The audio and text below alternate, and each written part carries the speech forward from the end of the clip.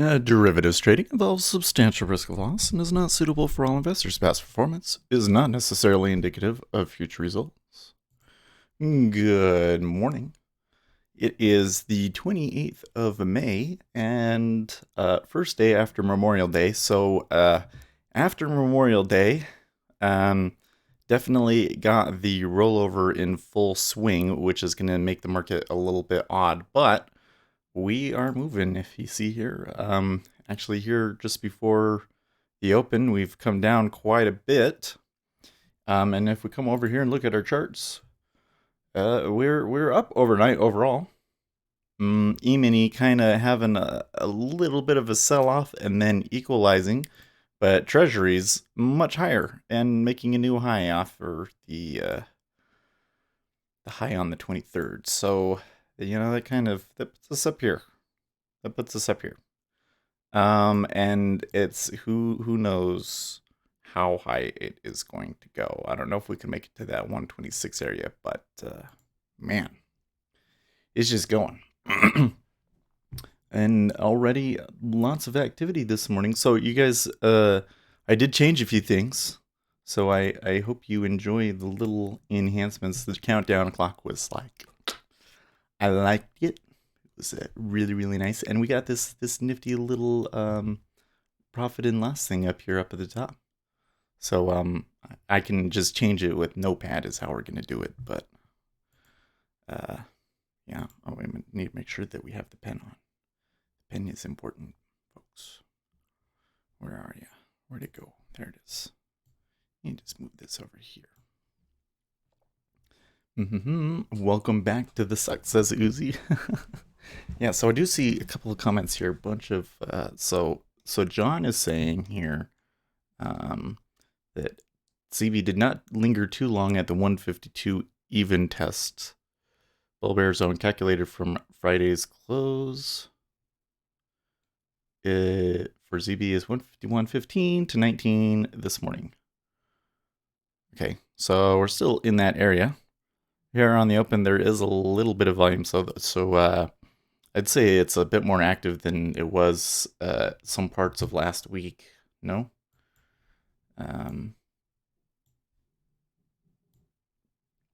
But like I said, this is where things get tricky. Because we have a very active market. We have a very active market, but they don't... it's just the time period is going to give us weird action. Oh, we need to pull up Discord here. And I like here Bromide saying, I only watch the stream for the political commentary or conversation tangents. Thank you. Well, we have some great tangents for today, I think. Oh my gosh. I got so many things it's a 3-day weekend. You got stuff going through your head and stuff. I got things to talk about.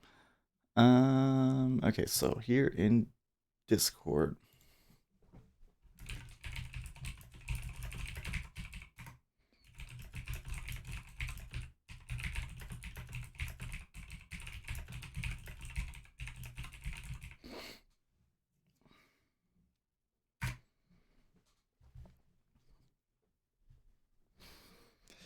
Thing is if we're doing the rollover and the markets are being active, you can get really wild and confusing moves. Has been my experience, and I've only seen an active market during the rollover like 1 or 2 times. But man, yeah, Uzi says I can't believe it's almost June, right? It's actually my birthday on the 31st, so on Friday, and it's kind of like been preparing up for it and trying to get the yard ready and everything, but I think I'm almost there. So it's Friday. So it's, I think that things are progressing along, but man, I swear to God, despite watching the clock every day while trading, it makes the time fly faster. I always thought it would be the opposite. Well, I feel like that usually that the trading goes by very quickly. Except for when we get caught in like a 2-tick range for 90 minutes. Oh my gosh, when was that? Like 2 weeks ago when we were in a 3 tick range for 90 minutes. Oh my gosh. That was so slow. So frustrating. But I don't know. The issue that I have right now is the market looks active. The open looks relatively active here for Tuesday, and just the context and everything, news is moving us. But I've seen this where we've been in a situation like this, and it can just go dead, just like that. You know, this is good. This is where the trading gets tough. I'm hoping that we have a good summer, though. We do have some news this week, don't we? Not today. No. HPI at 7. 6:30. Oh, on Thursday we got GDP. Manufacturing index Wednesday. Ooh, and then personal spending on Friday. That'll be important. Friday should be a good day. Friday should be a good day, but the rest of the week I'm not so sure about. I think it might, maybe next week I'll have to check. What are we talking about?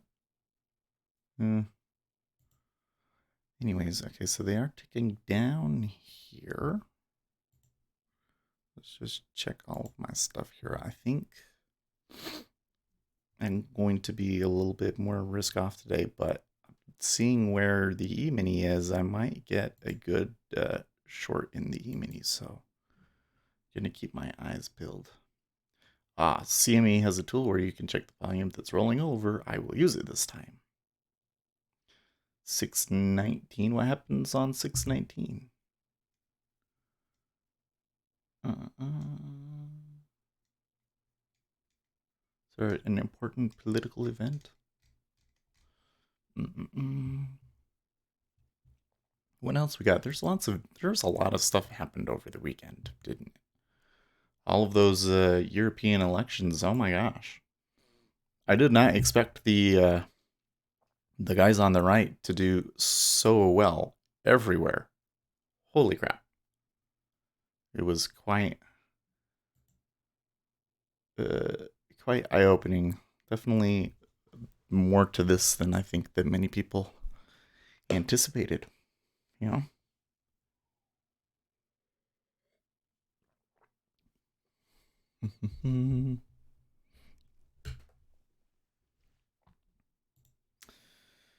Oh, the rollover date for ZB.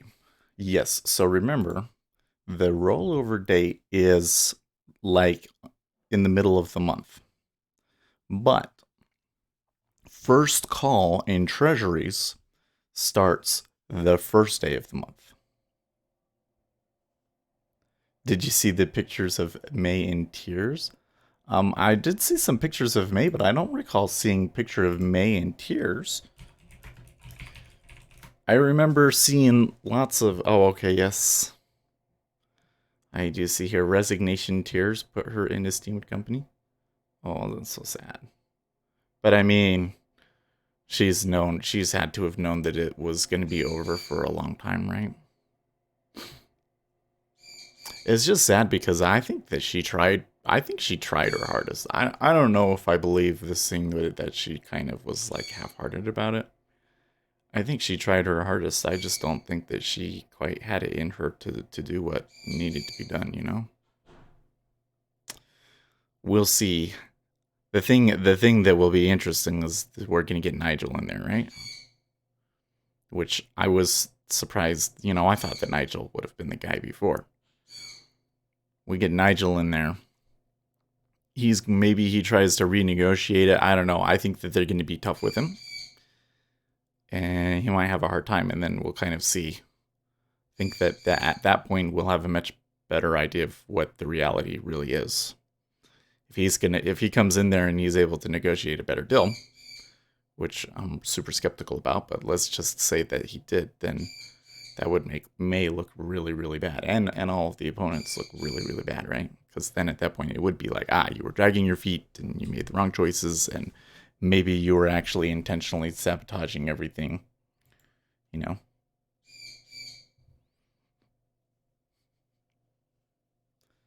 poor lady. Yeah. The spread between '06 and 19 and '09 and 19 is running 112 in ZB at the RTH Open for what it's worth. What does that mean? '06 19 and '09 19. Oh, '06 is from the low and '09 is the value area. I got you. So it sounds like John is expecting a move down today, huh? Or at least right now, in the near term. I don't have his notes out this morning yet. Checking here some of my feeds. I had a thought. I hadn't finished. Oh, yes. So remember that the rollover in Treasuries works like once the first call happens, you can potentially get called. So if you're scalping, you don't want to get called, and so that's when you need to roll over. And so the vast majority of the volume will be rolled over by Friday. Now, the pace of the roll may be a little bit different this time around. We'll see. Right now, we're seeing 4,500 put up on here. Let's pull up another DOM. And there's my wife waking up and the birds doing all their stuff. Oh, we don't want that. We need it to be there. Okay. September. Okay. Wow. So there is already a decent amount of liquidity on September as well. Oh man.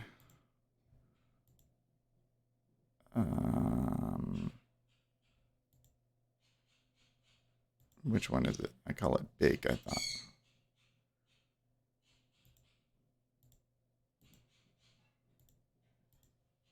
No.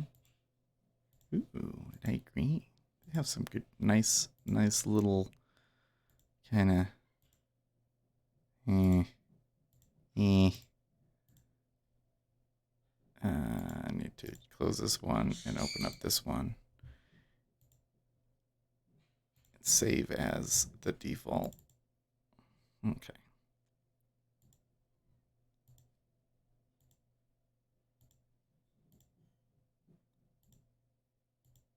There we go. Okay.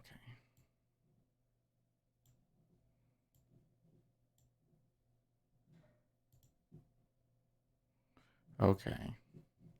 So now that we have them side by side, I can see that there is still more liquidity on June, but there's a lot more than there would normally be in September. She took office telling the EU, give us a fair deal or you will be crushed, resigning in tears. It really moved down. Yeah. Okay, so we'll minimize that like that.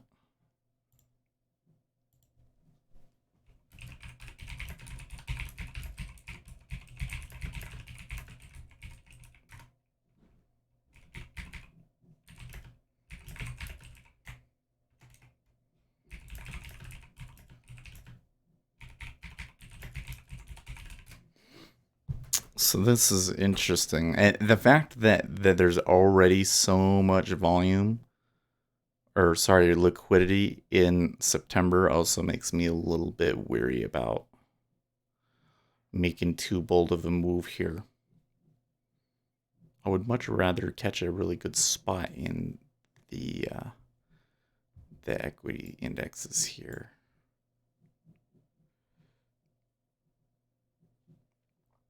I think, though, this particular spot is maybe not the best.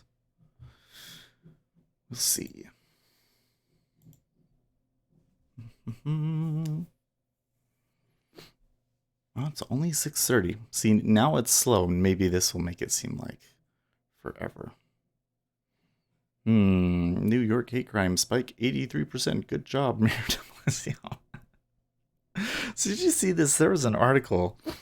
I think they had something up about it on Hot Air, but they did a study to see if people were becoming more hateful since Donald Trump had become president. I think is what they were saying. Is that the account balance above you? No, no. It is. It is a. I can put whatever I want up there actually. So I could come in and I could say my P&L is $1 billion. There we go. Then if I save it, ta-da! Pretty sweet, right? Right? Right? So we put that. I figured I put that on there. P&L, yeah. The profit and loss. That's what I intended it to mean. But I can put whatever I want up there, right? It's like, oh, okay, I get it now, right? So I figured, I did a bunch of stuff to try and help out newcomer. Well, I just wanted to snazz up the stream a little bit, right? So like I got this thing here. If I do my before the market open, I have to change it. Hold on, I have to change it here. So if we change it now to the 29th and start that clock. Okay, there we go. So now it will count down to tomorrow's open. Yeah, the countdown is cool. It looks really, really nice, doesn't it?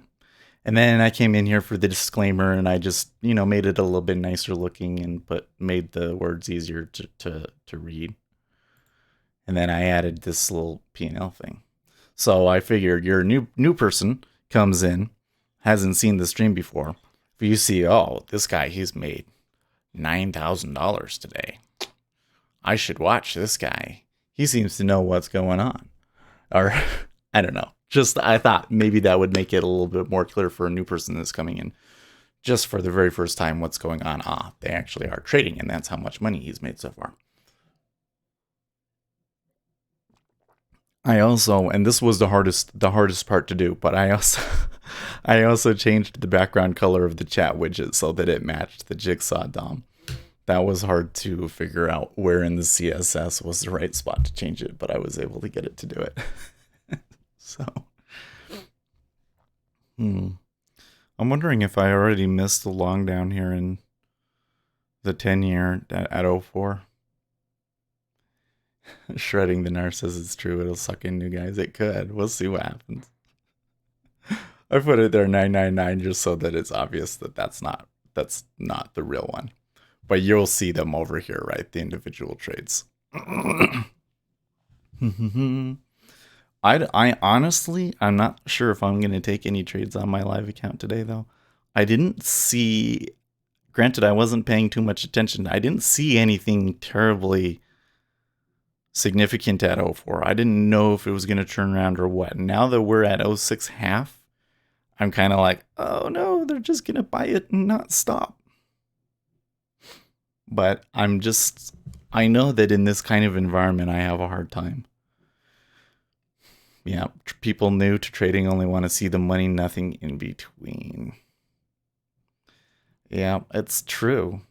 It's true. I've kind of looked back at the videos, and there is definitely like a thing where I think new people will come in and they'll see I'm in a position and they'll get invested in my position. And then if I close the position, then they're like, okay, I'm done watching this, and they move on. especially if it's a loser. But even if it's like a really good winner, sometimes people will tune out at that point. It was tricky going long at 04. Each time they sold there, or there was stop orders getting triggered at 03 half. Oh, they're okay. Well, in 985 at 03 half is a decent amount. Yeah, but I set it to 999 because I can. The thing is I wanted to make it, the way that widget works is it reads a text file. So over here, I have my notepad. So I have a little text file. And anytime that the text file changes, then that changes. So if I had something like Jigsaw was outputting to a file that I could read, then it could give me like a live input. But instead I have to change it manually. So I put, spaces here. So like 1, 2, 3 spaces and save it. And then it changes, right? So I can put whatever I want there. So I can say, oops, I'm super rich today. Yes. Great, right? We'll leave it like that. If I take a trade, then we'll change it to reflect what we actually did when we close trades. But we can put whatever we want up there, right?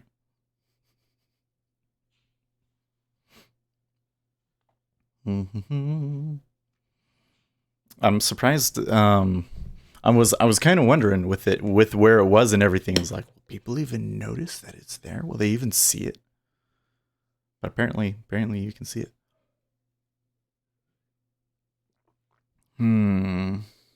So they did take '07 and perhaps the first indication of a pullback.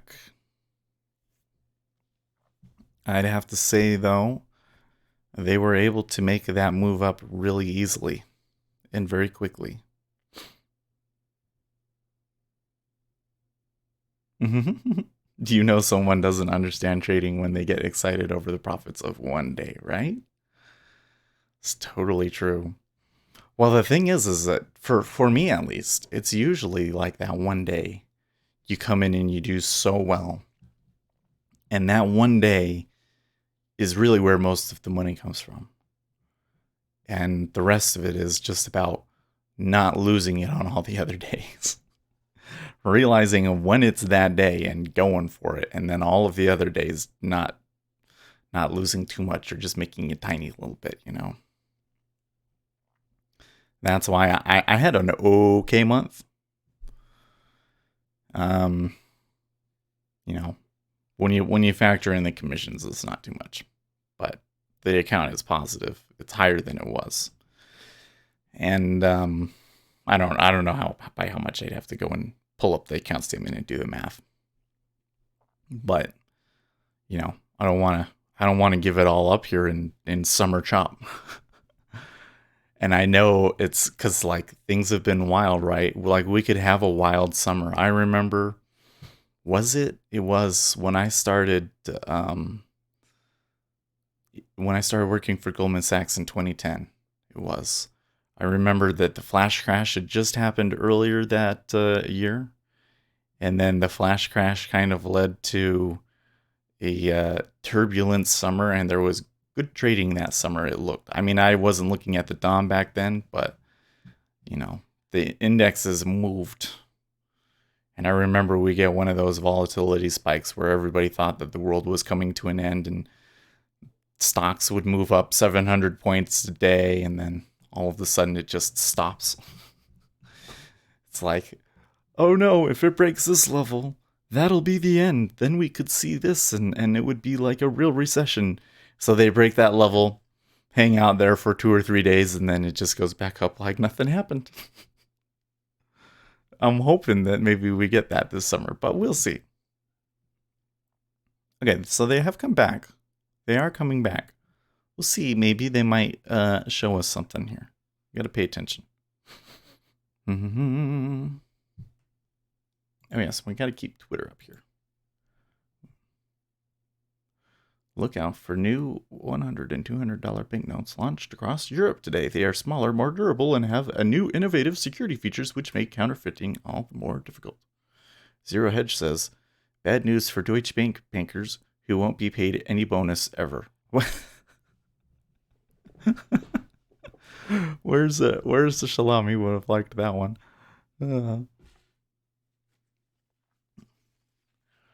So, have you guys been watching? Well, probably not, because I doubt that you guys get HBO. But have you guys been watching Chernobyl? Oh my gosh, it is so good. I mean, like I'm really into nuclear everything kind of stuff, anyways. But they just do such a good job with it in Chernobyl, and man.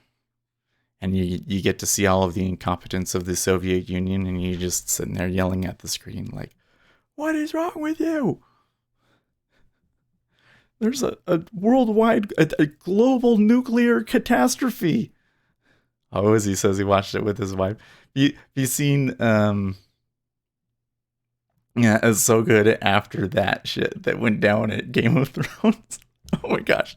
So there was an article of Vox. I one of the places that I go for my politics is hotair.com. So they have an article about it on Hot Air, but there was a guy at Vox that he said that the what do we want to call it? That the war crimes that Daenerys committed by burning the city was actually a smart idea, which is just insane to think about. But he's like, oh yeah, they needed to show that they have a strong central government and that you don't want to cross her, so you need to burn the city. Oh my gosh, it's just crazy. Yes, Uzi was. I did that. I was like, communists are so stupid, right? Oh man. So I watched that. No spoilers. I mean, and it's kind of hard to spoil Chernobyl because we all know what happens, right? There was a disaster and they cleaned it up, and the guy kills himself. But that part where they send the guy to check on the reactor at the roof. Oh, right, because he didn't believe that it exploded. That's just so crazy. I mean, I don't know. Maybe to him it probably was a reasonable thing. In episode 4, she talks to the plant manager guy, and he still doesn't believe that it exploded, and so she shows him a reconnaissance photo, and then he finally believes it. So there they were, 9 months after the accident happened. The guy that was in charge in the control room did not believe that the reactor had actually exploded until they showed him 9 months later. Can you believe that? So crazy. But there's this. No, he knew it exploded. They didn't believe him and sent him over to verify. No, no, no, no. So that was the thing, is they thought, him in particular thought that it was just a tank, a water tank exploding, like a hydrogen tank explosion. That's what they thought it was. See, so here's the thing. That kind of nuclear reactor is moderated differently from the way that American reactors are moderated. So an American reactor, well, what a moderator slows down the movement of neutrons. Because when you have a neutron and it's flying out at near light speed, it's pretty unlikely that it's actually going to hit anything. But if you have a moderator, it slows the molecules down, and now all of a sudden the molecules are bouncing around and everything, and it's more likely then to bounce and hit into uranium. And so that's how they're able to get an actual sustaining fission reaction. Because in nature, a fission reaction does not last for very long. It wants to go back to equilibrium. And so if you got like a critical mass of uranium together, it's going to go critical, and that reaction is not going to last too long, and until that mass is gone. So anyways, American reactors are moderated with water. Okay. A Soviet reactor, my understanding is they still have water. They run water through the reactor, but the water is not what moderates it. They moderate it with these control rods that are like, they have like boron and graphite in them. Okay. Well, graphite, it kind of like speeds up the nuclear reaction. Okay. Well, what that guy didn't know, is that when they put the control rods in, the control rods are tipped with graphene because it's so hot that, they have to be protected to be able to go in and when it creates the steam and everything. So they tipped it with graphene. And so for a short moment, when they put the control rods in, it actually speeds up the nuclear reaction before then finally calming it down. And we're still stuck here at 0.6 I'm wondering if I'm actually going to get a pullback. If it sits here and it ranges at 0.6 and it just goes up, then I'm just going to sit and watch it. But anyways, it actually speeds up the nuclear reaction. But, and the Soviets actually knew this, but it was like a significant flaw, I guess you could say, in the, oh, what's wrong with my thing right here? I need to change this. It's doing something I just noticed here. Why is it think that I'm using my account on this one? Shouldn't be even be able to take any trades on it. There we go. I'll fix that. And then over here I need to, where is it? Hold on a second. I'm sorry. I probably sound so like out of like crazy here now, but I want to fix this.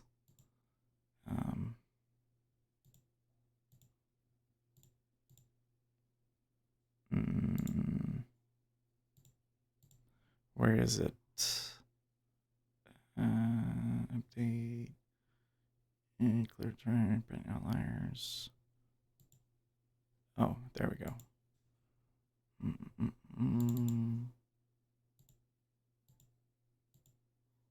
There we go. Fix that. All right. Anyways, water keeps them cool enough, but you still need rods to prevent the reaction going critical. Yes. So, anyways, the Soviet Union knew that this had happened, but it was considered a deficiency in the nuclear reactor design. And to admit that would have been embarrassing to them. And so they hid the fact that when they put the control rods in, that the reaction temporarily increases. And they didn't think that it was a big deal because it was like, when would that ever be a problem? Well, they wanted to push the nuclear reactor to the limit to see what would happen. And so they created these tests where they would they reduced the power and restarted it. It was the safety test that they were doing, right? Well, they designed the safety test to run at a certain amount of power, and they had run it a year before, and they didn't quite get the data that they wanted. So this guy that was running the plant at the time, he was a little mad that they didn't get the data that they wanted.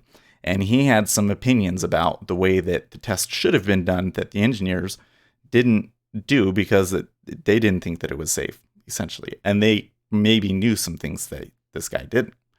And so when he was there running the test, and he was not the shift manager, so normally he wouldn't be there. So he's there kind of usurping the normal chain of command and doing things that they normally wouldn't do. And so he came in and he said, run it at lower power. Run it at lower power. But the thing is that kind of nuclear reactor is unstable at lower power. So what happened was, it was at the low power, and there was actually a hot spot in the nuclear reactor. So it was actually hotter.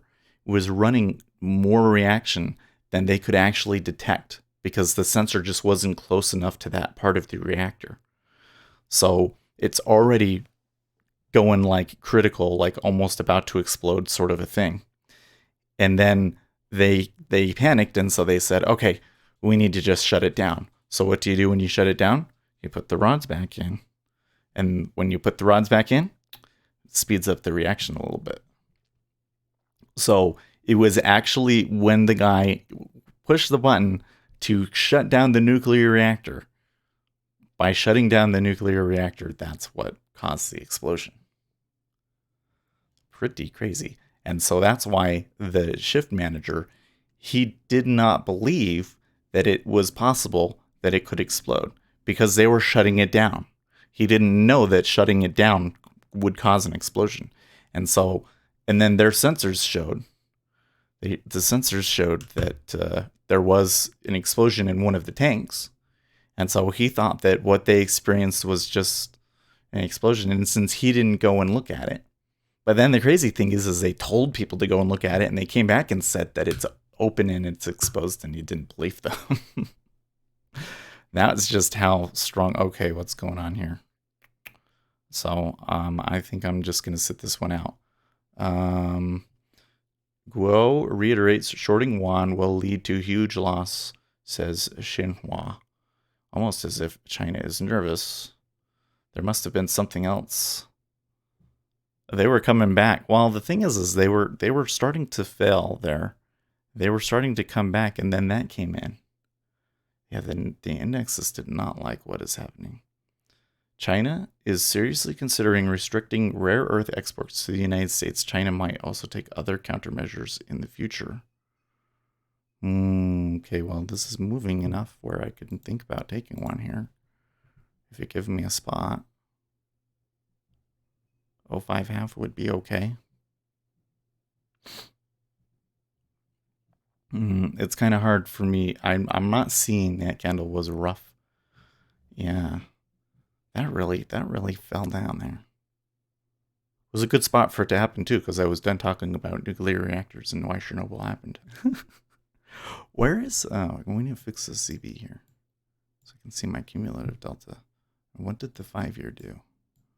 Okay, so I think that some people actually dumped positions, and that's why the delta through here is short. I think some people were actually long, got out. Okay, and now the equity indexes are recovering quite a bit.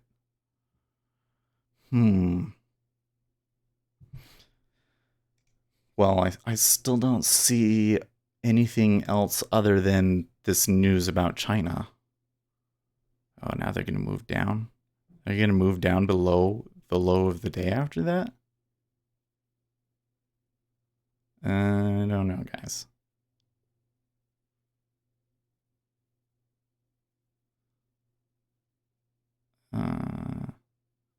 Might be 0.4 half here. I'm not confident enough about there being an iceberg here at 0.4 half to put my order in yet, but it may. It could do. I think maybe a better trade is to short the E-mini here.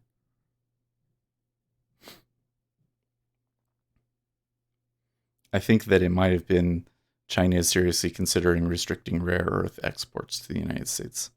That is the point at which I think things could get interesting, right? Because I keep asking people, well, what's the thing that China can do that we can't do? And everybody says rare earth exports. China has rare earth exports. Is it because those places, those things are just literally only found in China?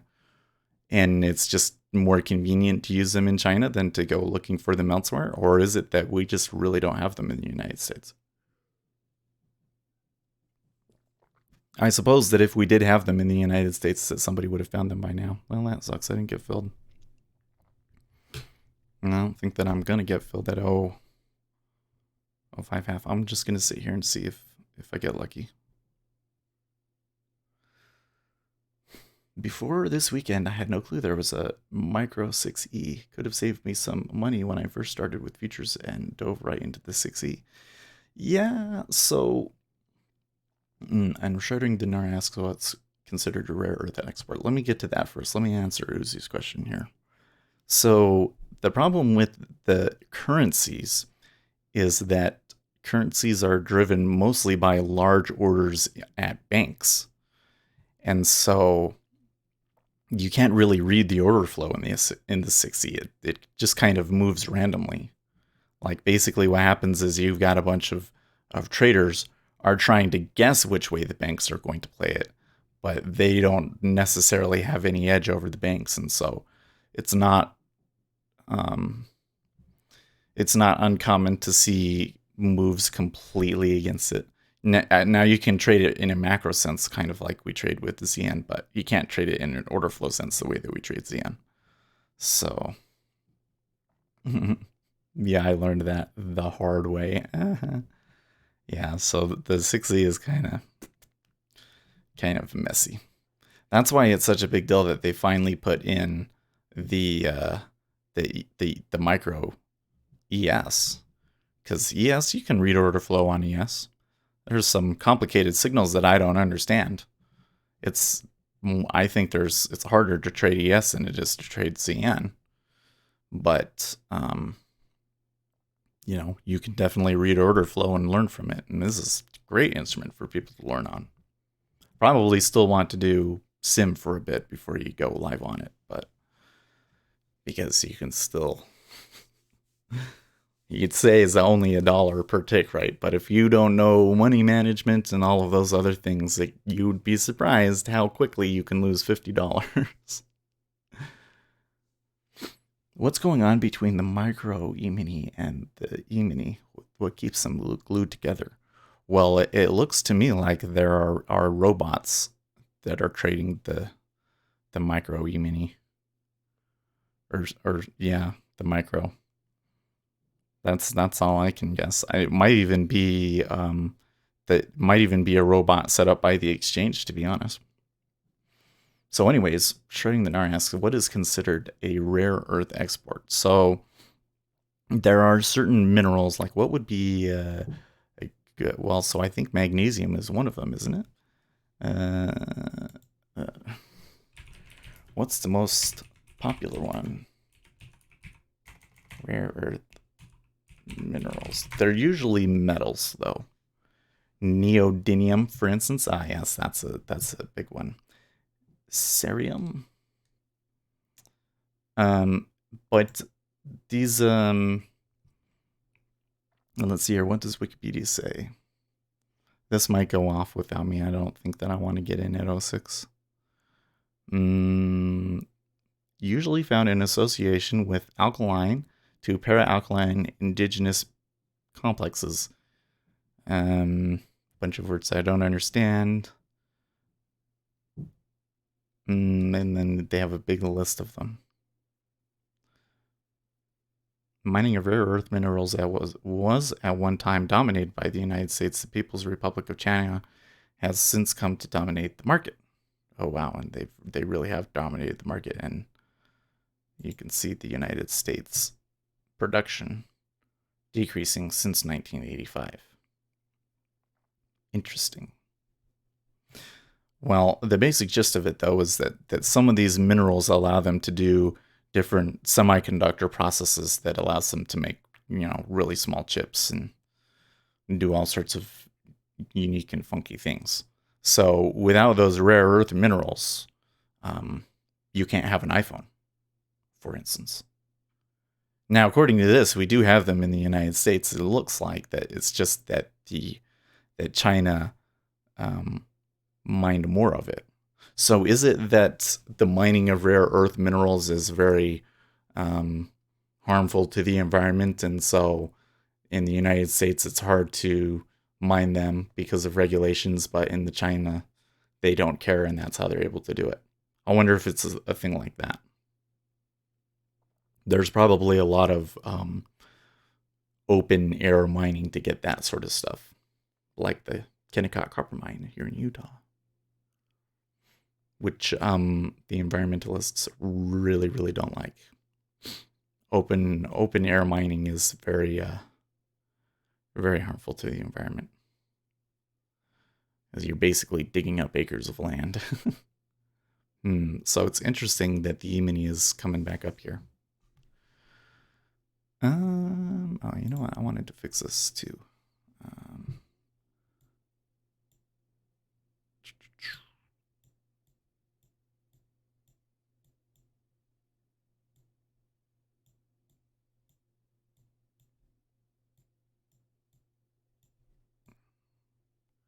Make the ZN a little smaller there. Okay. See, there's some targets that they've got up there in the 5-year. It's interesting that we had. So this is kind of the sort of thing that I was worried about, is that you'll get a bunch of crazy, and then it's actually only moved 4 ticks. And then if you decide to buy it up here at 06 half, it may just go dead for no reason. And it sucks that I didn't get filled, because I could be taking a profit at 06 half. But now that it's up where basically I would be thinking about taking a profit, and now I have to think about, well, do I want to buy 06 half? I don't know.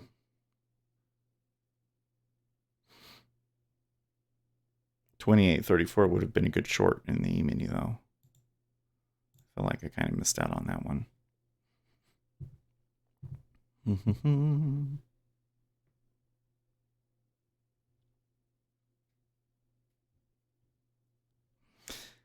I guess to the earlier question about what keeps them in line, I mean, I don't think that you're ever going to see the micro in the mini diverge much more than a tick. And if it does, it's going to close that gap very quickly because they're worth the same thing, right? They close on the same index. So if one is higher than the other, you just buy the one and sell the other. It's easy arbitrage.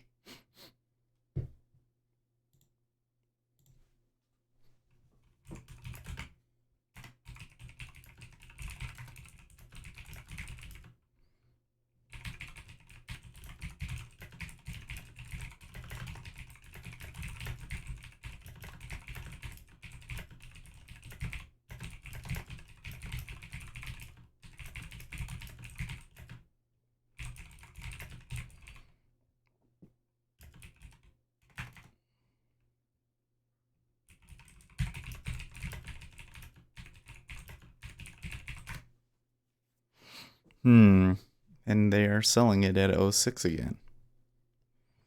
I don't know, guys.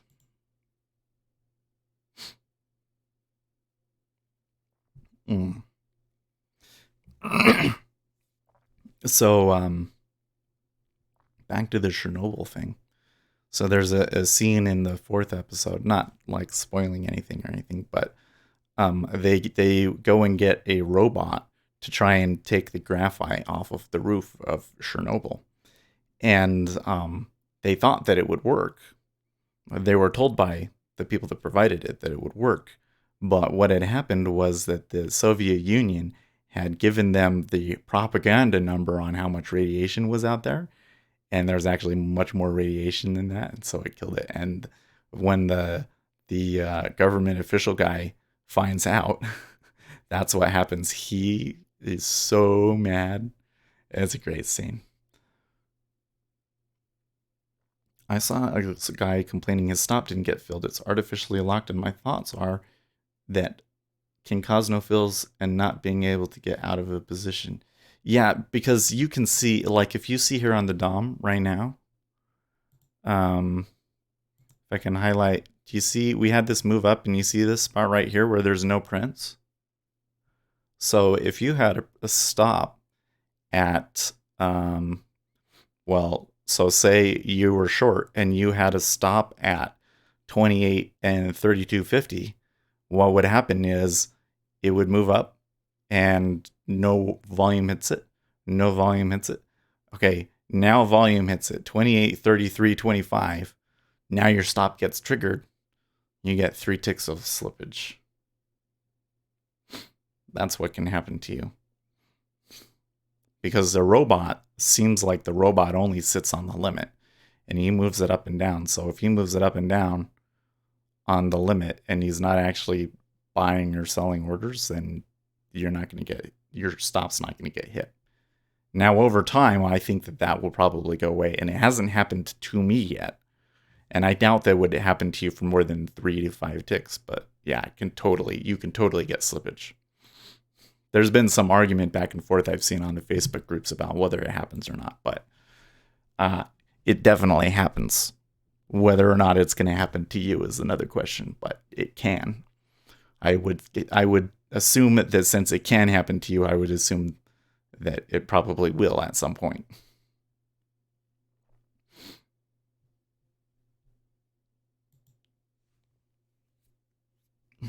Interesting that you can see them. And of course, the way that my DOM resets, you might not actually see it, but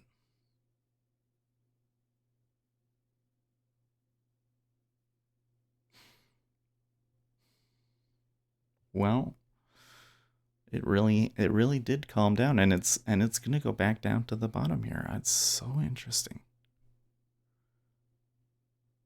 Well, the E-mini, it looks negative. There's ace. So I'm wondering, I would prefer to take a short, but now that we've had all of this crazy, I'm not so sure. Oh, he says I just missed it at 28.31. Hmm. All right, because we kind of had a little bit of a drop. Well, the problem we're having here is I think that the market is deciding. Um, do we see anything else on now? I see the home price index. Hmm. So I'm pretty sure that the news that triggered that rush of volume is China is seriously considering restricting rare earth exports to the US. I think that that would be a reasonable market moving piece of news, but when you look at like the overall impact of things, um, I don't know if it's a fundamental enough change for them to just trend just off of that, right? So I think that you get a bunch of volatility and everything's reset now. Although I would certainly prefer to get the long. It's also interesting that they kind of sold off of it. So I think that what happened was that somebody was in a long position in the treasuries.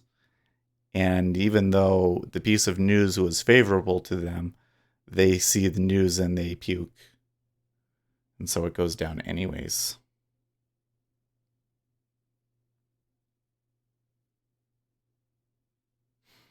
First notice date is on Friday.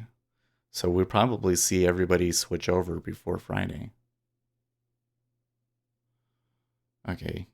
So Ace did go short there, 28.31, 28.30.75. You know what? I do like it. But I can get a little bit higher, can't I? Okay.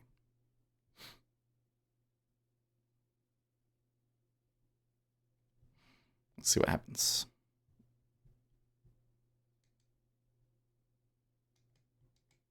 So far, so good. After watching you make 2 points before waffles, I made 3 ticks before breakfast today. Thanks, Sensei. He's pretty good. You know what? Even though we have no clue what his signal is, I do think that some of us are kind of starting to get a little bit of a feel for it because when you were gone on Thursday and Friday, I don't know, there was 2 days last week that he was gone, and I was able to get okay trades off of it. So we'll see. I think though he tends to do it like as the momentum's coming in, and I still kind of get in where it's a little bit quiet. So Macron says he wants to focus on EU policies before names for jobs. Isn't he going to be? I guess he doesn't get kicked out, does he? Even though he lost the election, doesn't work that way.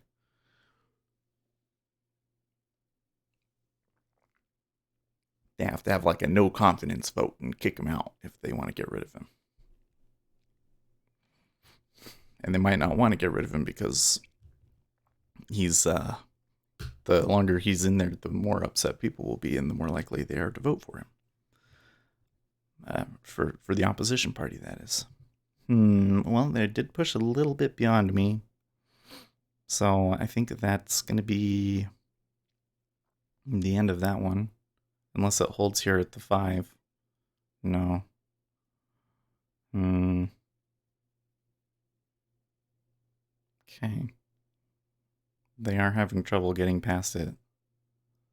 Oh, I need to watch this one, not this one. I have a tendency that it's hard for me to enter orders in one and watch the other one. There's not too many orders going through, so it doesn't give me too clear of a read on the order flow. Except for that the E-mini did tick around there. Yeah, Ace took a loss on that one. But he caught not as good of a spot, so not quite as good of a What is the word that we said is good of a risk reward there? It did move up there though. Let's see if it comes back. The treasuries still look like risk off to me.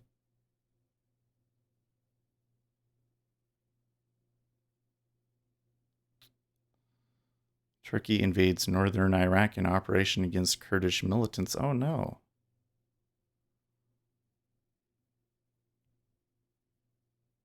Are they allowed to do that? Are they allowed to do that? Hmm. Well, I think I'm going to get my stop hit here.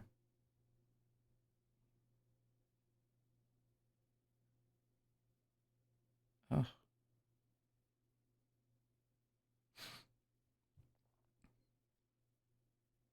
Haven't had a single block trade alert in ZB this morning.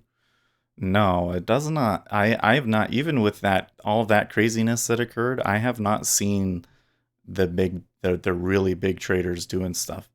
Like, look at this window right here in ZN. You're only seeing 500 lots. And even then, it's not that many since the open. Does not seem to me like the big players are really actively engaged right now. In treasuries, at least. Something's definitely pushing us up. Do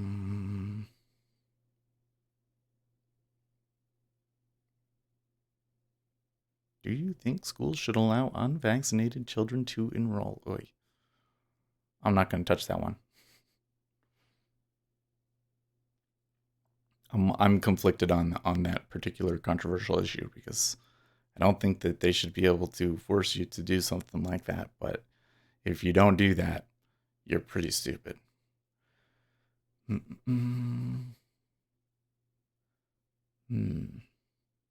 Mackenzie Penzo says worth about 36 billion and has pledged to give at least half of it away. Okay, so they are moving up in treasuries, and I think that this short might come through for us. Yeah, so Uzi, do you get a block trade like when it's like a real exchange block trade, or do you have like a certain level set? And if so, what's the level that you set it for? How big of a lot?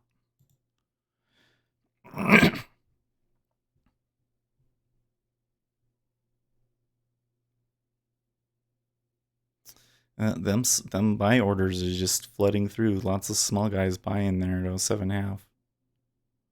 They're just squeezing them. It's not even like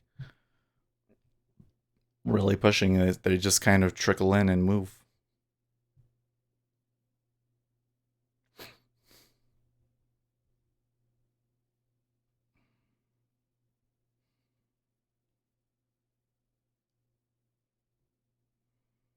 My level is set to 50 on ZB. Oh, I did get one at 21. There was 304.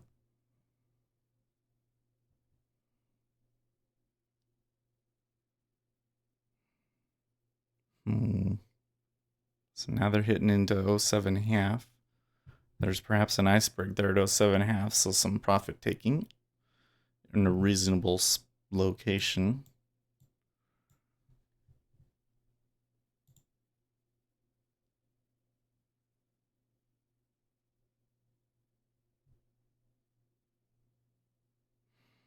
Now, we did go get a favorable tick there. Oh, I need to fix this. There we go. Now we can see it. That's the most favorable ticks that we've gotten to. That's interesting. Oh, I set the alerts just to perk me up if I happen to not be paying attention right. I think it's a good way to definitely. And you can put that, make that little alert thing show up on your Vista chart too.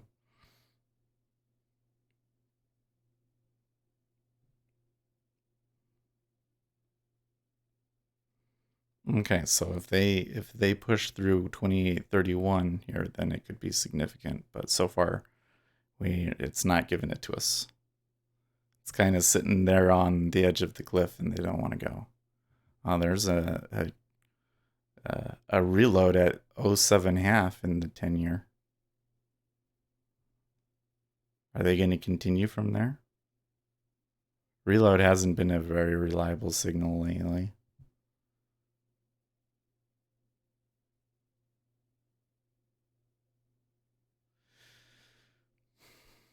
Yeah, and when it ticks down, then the E-mini moves back up here. They seem to be doing it at the same time. More in line with the 5-year than the 10-year, but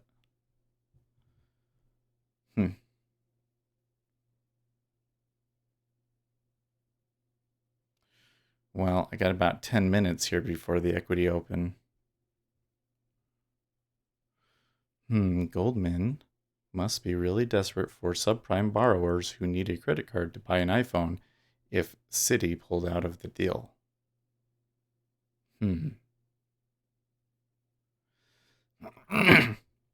Were they going to buy Citi? Nah, they couldn't. They couldn't be buying Citi. They're way bigger than Goldman. Ace says another short at 28.3175. Well, now he's got one tick better than me. I still like it though. I'm gonna get through that 28.31. And the Treasuries still seem supportive. Yeah, he says it's a little close to open. I agree. I would much rather see this go down 16 ticks so that I could keep it through the open because I suspect that they're going to want to sell it at the open.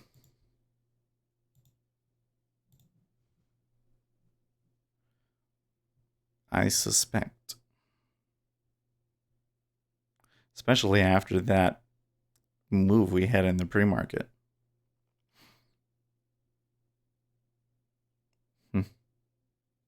So the 30-year ran up there. They kind of panicked and stacked at 23, but then it's not going through. Oh, now they're hitting 28.5 perhaps. And the E-mini is fading a little bit, so we've finally got a second tick of excursion.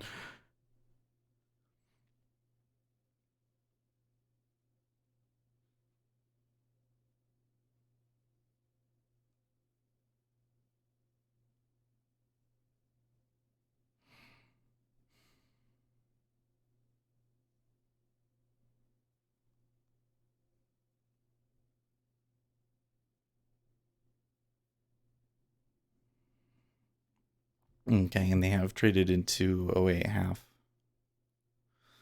I'm noticing now a big order showing up at 10.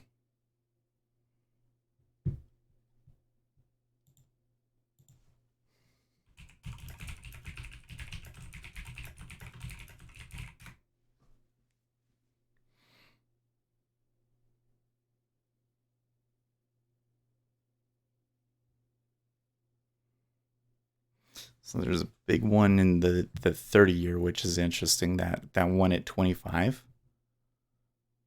Let's see if they step up to it.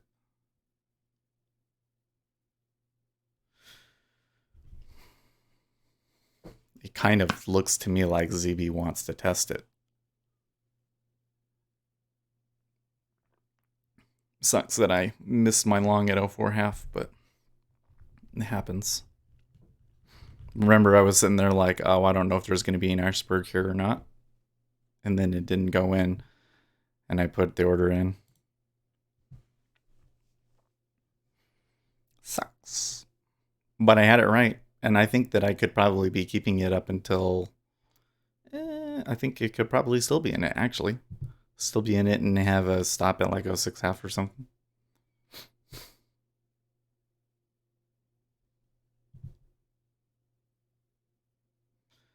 Okay.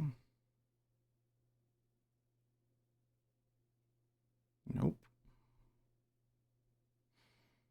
looked like maybe that was going to do it, but they didn't.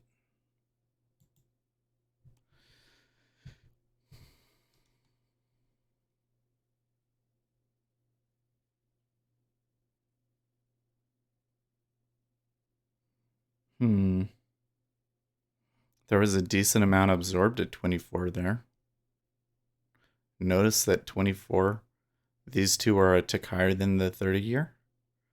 So the 30 year is a little nervous about this offer at 25.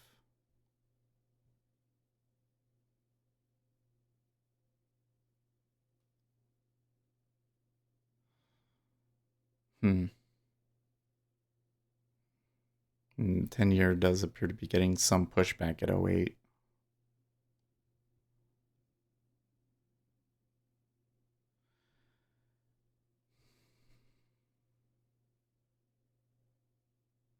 Still got about 5 minutes or so.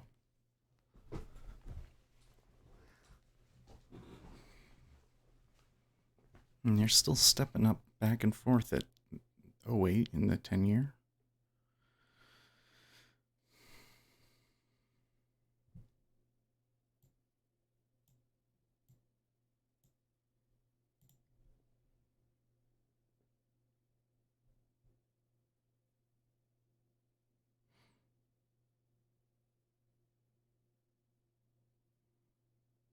Hmm.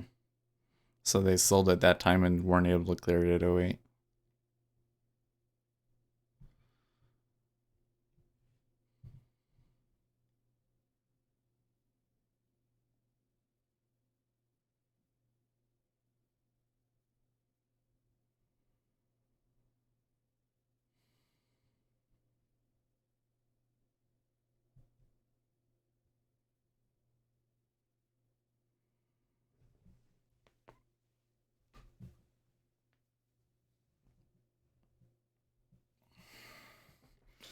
Can't stop it so far, but short end on fire needs a pause back to support, in my opinion. This is a good point. Well, the thing that's interesting about the short end is that even though we've been trending up, you're not getting positive cumulative delta.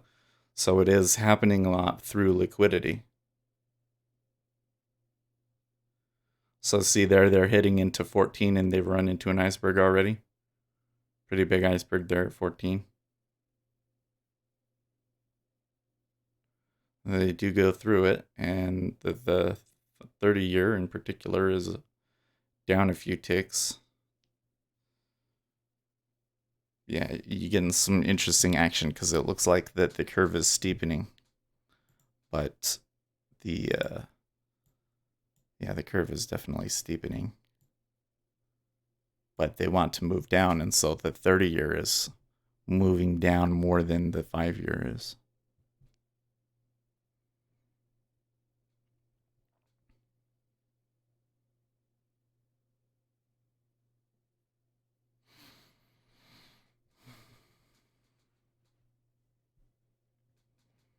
But that kind of maybe means that you might want to watch the 30 year a bit more than normal. So 30 years is going to try and lead these two. See that he's already stepped down.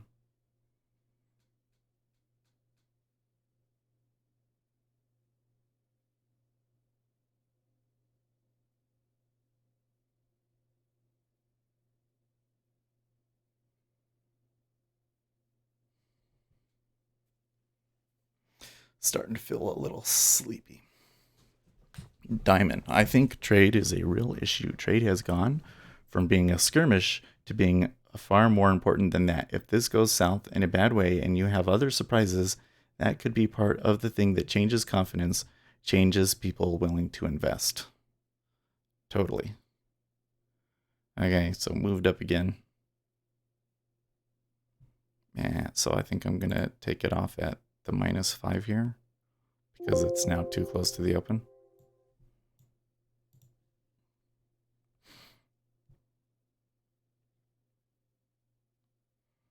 Bum, bum, bum, bum. I really wanted to get like 8-16 ticks, and because I really think that they might come out and just straight up sell it. Well, we'll see.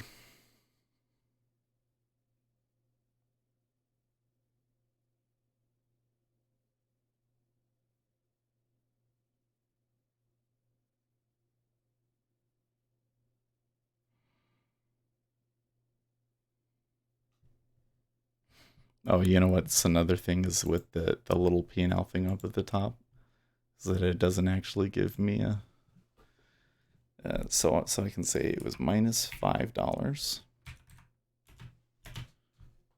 but it doesn't change the color of it. See, Zaldia, good morning. Bum bum bum. 2 losers in a row. That doesn't happen very often. It kind of just sat there, didn't it? Maybe they just don't want to make a move. Maybe it's too obvious.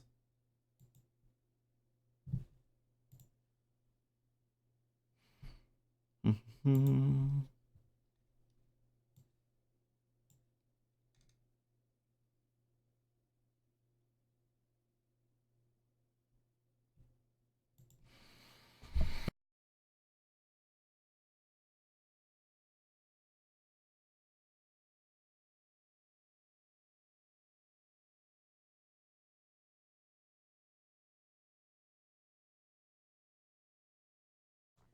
Okay, so here they go. There's a little bit of selling just before the close.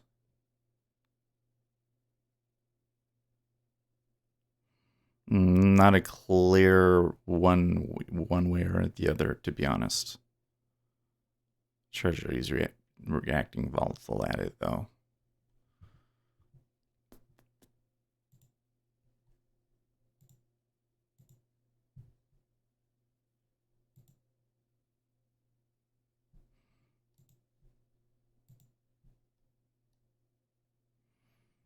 Mm.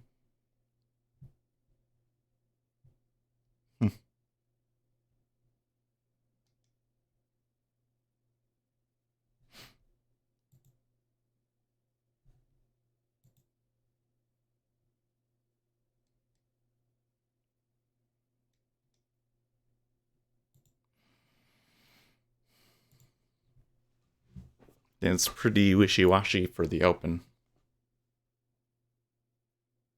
Trader bond yield signals all is not right with the world.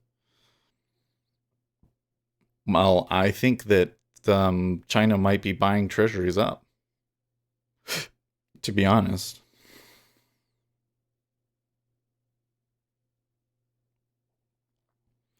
It's kind of weird because they've been selling, but they might try and buy to devalue their currency. Seems like that might be why they're so why they're saying what they are about the the currency. They're like, don't short the yuan. It'll end badly for you. Wait, isn't that what you want to have happen? Is to make your currency cheaper? Maybe they want to be the ones that do it.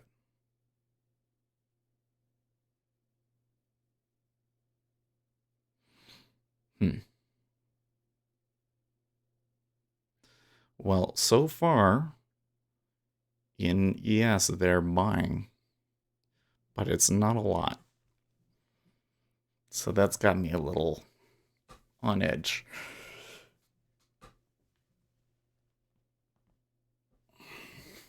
Feeling a little sleepy. Feeling a little sleepy. Well, earlier we were saying, sometimes we close out a position and then people disappear, but so far we're doing pretty good.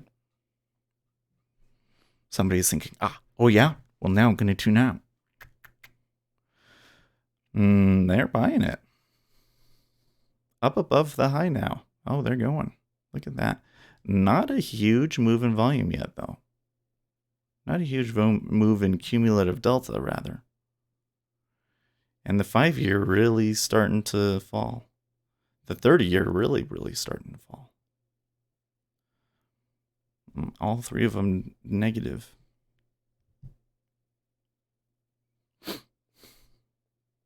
pretty much the opposite of what I was thinking.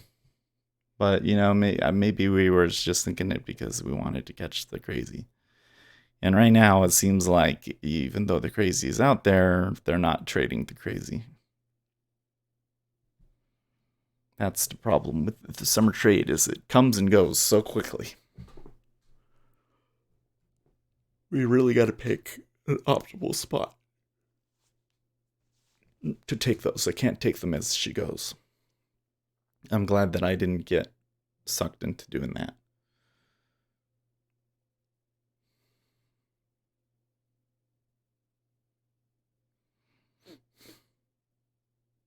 Okay, well, they're still buying, but they're running into a little bit of resistance in the equities.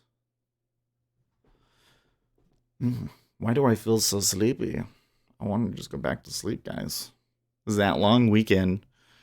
Waking up at 8 o'clock. It's got me all screwed up now. And working in the yard so hard. Okay. So there was a little bit of a turn there in ES. It is not late enough for me to take it, but pull back there.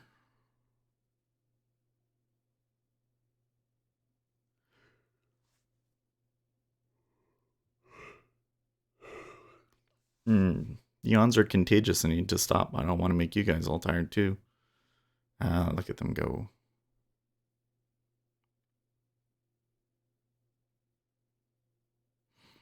That's funny. I saw a little bit of a turn and then they turned back around again. Was a little, there's a reason why I don't take that during that time.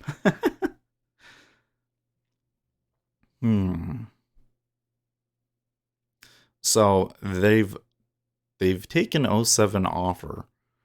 07 was the high before this little break higher.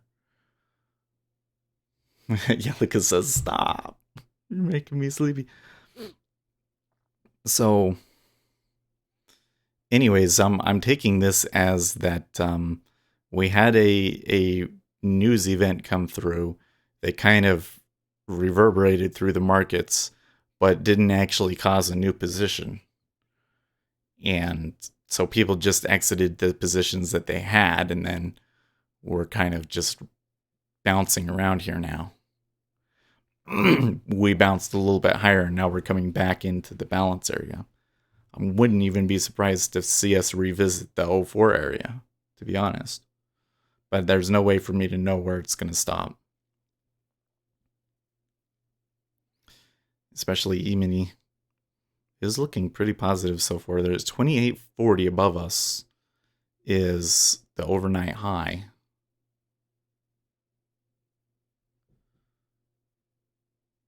Trump says U.S. aircraft carrier design is wrong. High Court rejects case on transgender student bathroom access. It's interesting that they would not pick that one up, but I don't know the case, so. There they are again. Okay, so 06 half goes offer. So now we're definitely back into that range.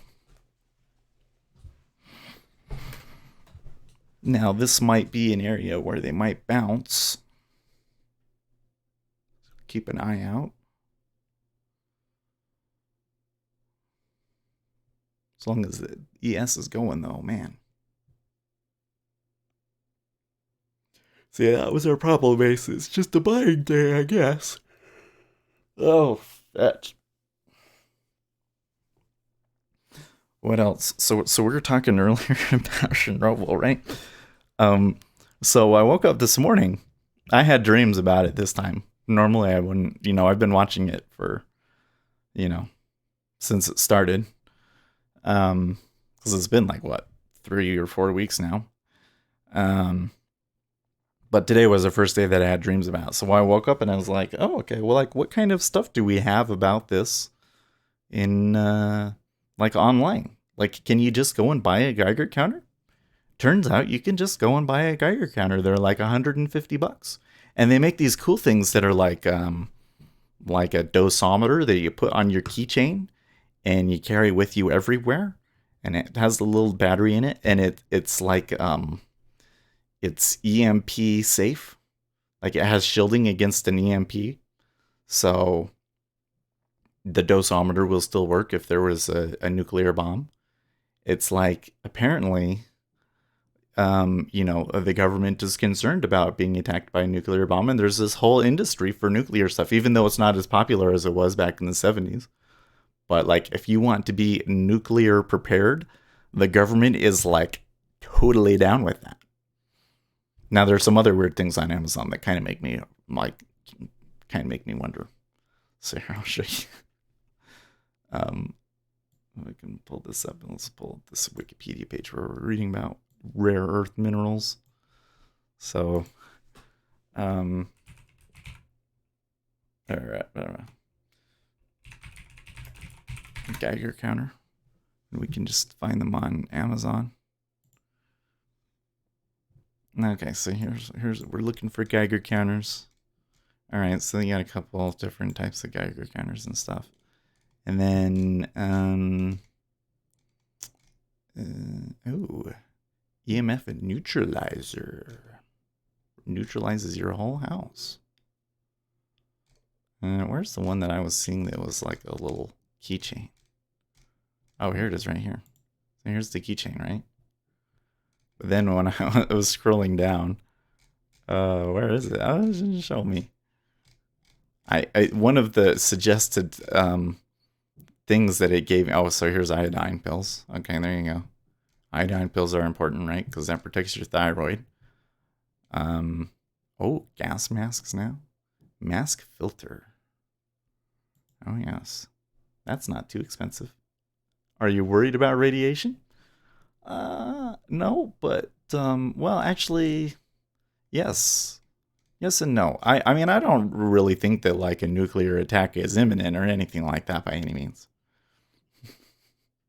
Just wait till Shalom comes. That's what she said. Right? Oh, and yeah, Nate said, I guess long is the way to go. I guess I got the wrong signal while I was in the trade. Yeah. Okay, so here's gas masks, filters. See the gas? Oh, okay. So here's a fire escape hood. This one is expensive. Oh, you can actually spend money on this stuff if you want to. Man. So I saw somewhere on one of these it gave me an advertisement to buy uranium. I was like, oh man. That one gave me a little bit of a. I think my chemicals are a little off today because I feel a little woozy. So my body's adjusting to waking up early again. Let's see, we'll just search for it. Uranium. There we go. Okay. Ooh, a uranium flashlight.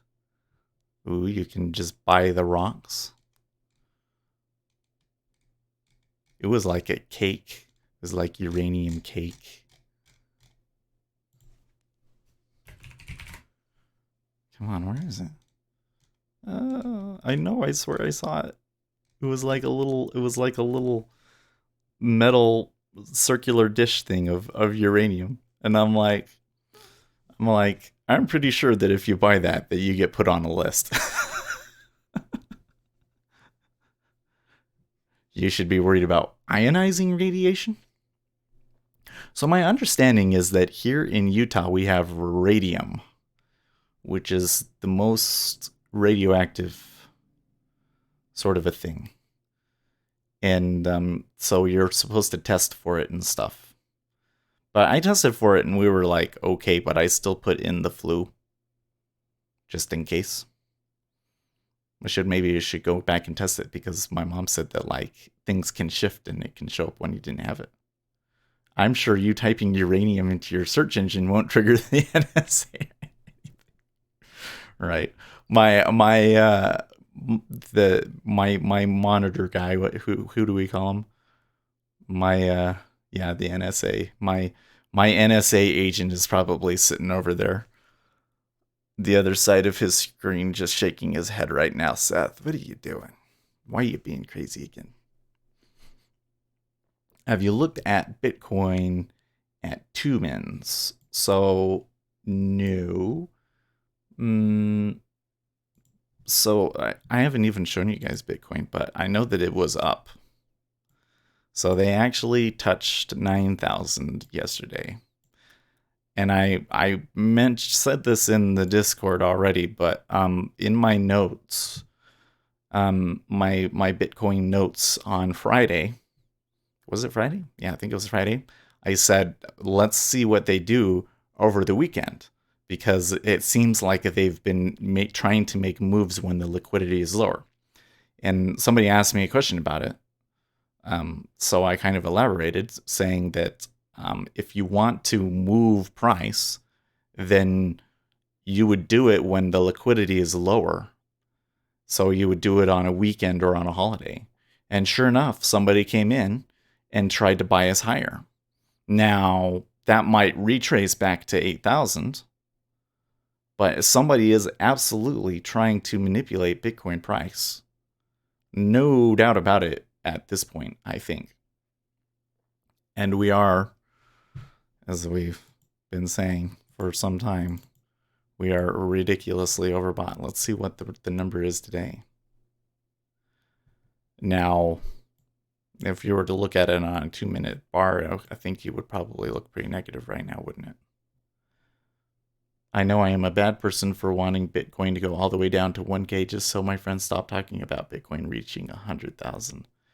Wow.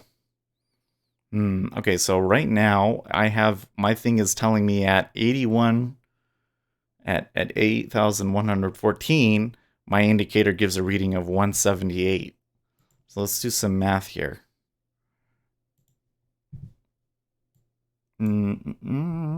So 8114 divided by 178 gives us a velocity of 45. So 9,000 divided by 45 means 200. So yeah, once you get over 200, then it's like super questionable. Like we've never stayed above 200. Never. Well, I think that it has gotten above it, but it's never like gotten above it and then stayed there for a long period of time.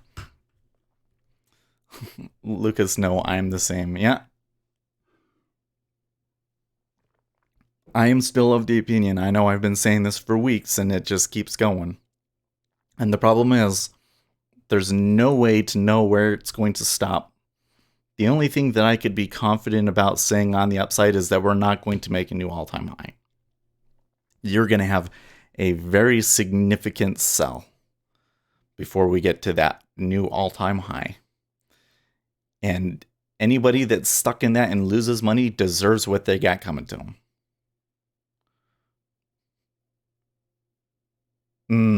Oh, so some mad lad posted a video of Nancy Pelosi slowed down to make it seem like she was drunk, and CNN is shitting itself. Lol. Okay, so this one is weird. I wanted to talk about this one too. We got about 10 minutes. I don't want to do. There's some news at the top of the hour, right? Yes, CB consumer confidence at the top of the hour. So we'll wait, see what comes of it. So this is an interesting thing, because if you look at, well, let's call it warfare of all kinds. So not just military conflicts, but political conflicts. Do you think buying Bitcoin now is a good idea? No, I don't. So I can't guarantee that it's not going to go up again, but it's not a good risk reward for you right now. I have no clue where this is going to stop exactly. It seems like it just keeps going, but my indicator, every time that we've gotten to levels like this, it flips around. So it should be coming soon. And it might do it here, like May is kind of like a seasonal buying period and June is a seasonal selling period, so it may come down here. Okay, so anyways, when you look at warfare, it used to be like back in the day, like World War II, right? The whole thing was about you would get this armor column together, and one of the things that made the Germans so effective was that they just had the tanks would just push in, and then they had all of the logistics come behind them, and they were able to take things over quickly before anybody could really respond because they could take advantage of logistics. And then something changed after World War II. We invented missiles. Well, the Germans invented them towards the end of World War II, and I guess the Russians used missiles too. But then it wasn't long after that we had like intercontinental ballistic missiles, and we got smart missiles. So then it turned into, yeah, we can hit almost anything that we want with pinpoint accuracy. That kind of changed the situation at that point, because now you could hit somebody anywhere you wanted. And, the whole logistics of an armor column moving forward sort of a thing was not quite such a good idea. Like if you were in a war with Russia, can you imagine doing that? No. They would hit your armor column. They would absolutely hit it, right? So warfare in our day is much more about information. And the U.S. military actually talks about this because the United States is such a free country. We can do things that other countries can't, right? Like we can allow our soldiers and our populace to be really, really smart and train them to deal with ambiguous situations. If you did that with another military, or like terrorists, for instance, it wouldn't work, because they wouldn't be able to react to the ambiguous situation, and you might actually lose control of them, right? Like if you go and you teach a militant or a terrorist this kind of information, he might just run off and become a warlord, right? So they can't do that. Well, the whole thing basically turns into go and create chaos, and then the people that have the most information in the training and are the smartest come out on top through that. And not only do they come out on top, but you can see the way that the U.S. military works, right? It is so devastatingly effective that the U.S. military can come in and just completely decimate anybody with hardly any casualties at all, because the enemy is so off guard by what is essentially chaos, right? Russians do it too, right? The way that they took over, what was it called, Crimea, right?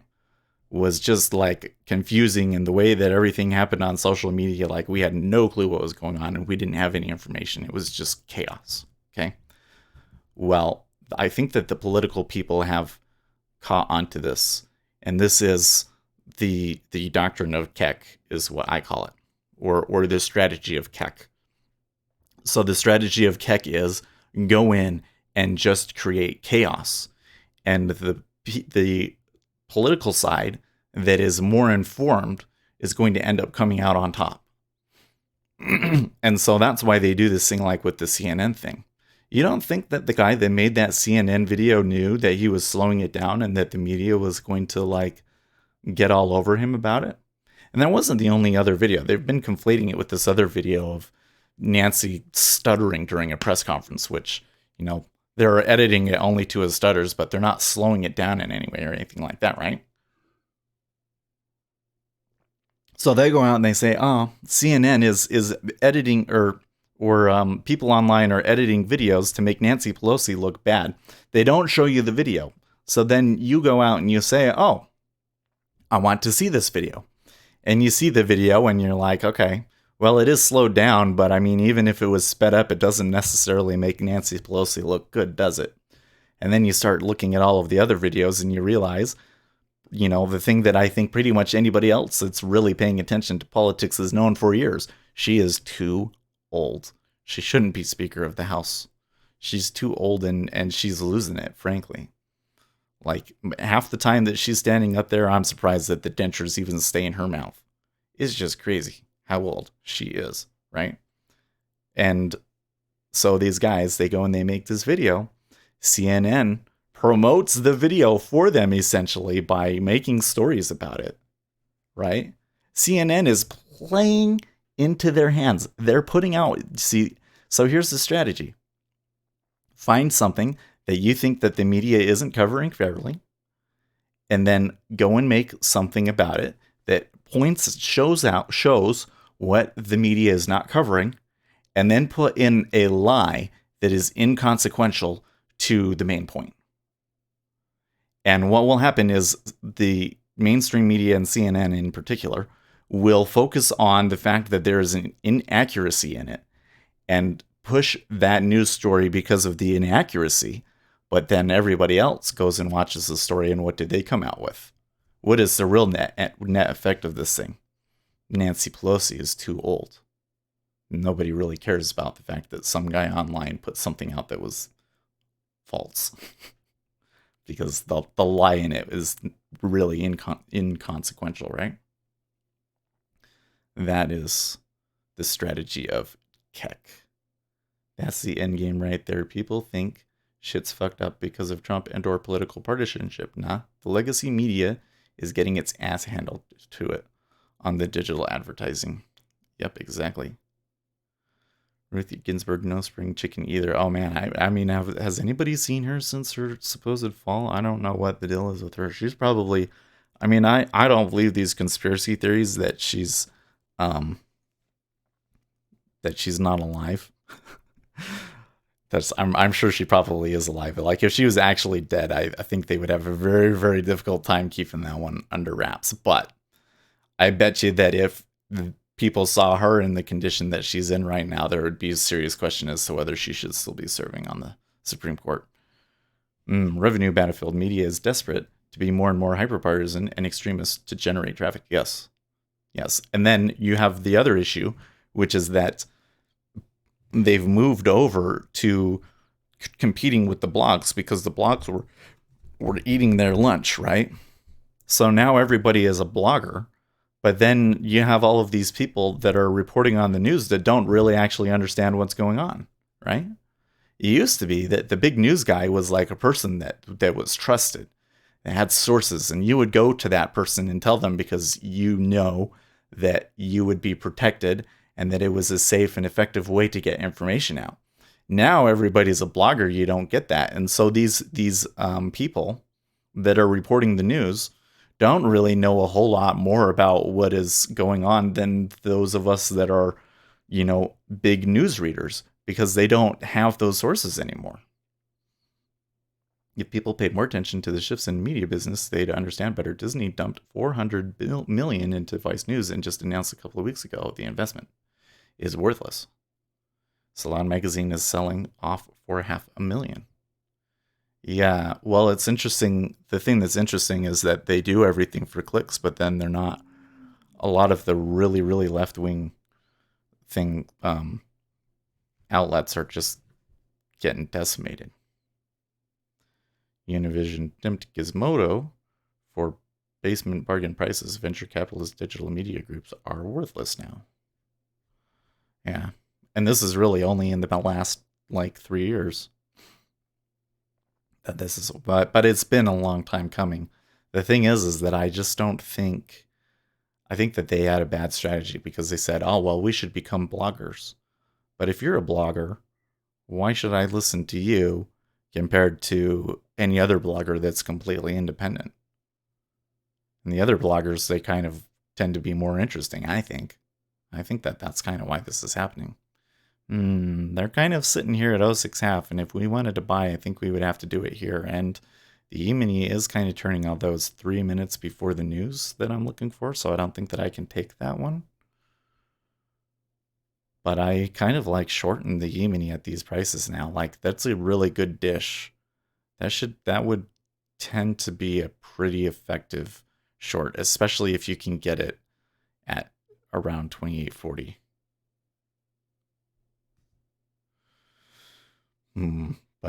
But we got about 2 minutes. I don't want to take a trade 2 minutes before consumer confidence, even though I'm not sure that that's going to be a huge mover. And they're going to come in and try and make me FOMO into it.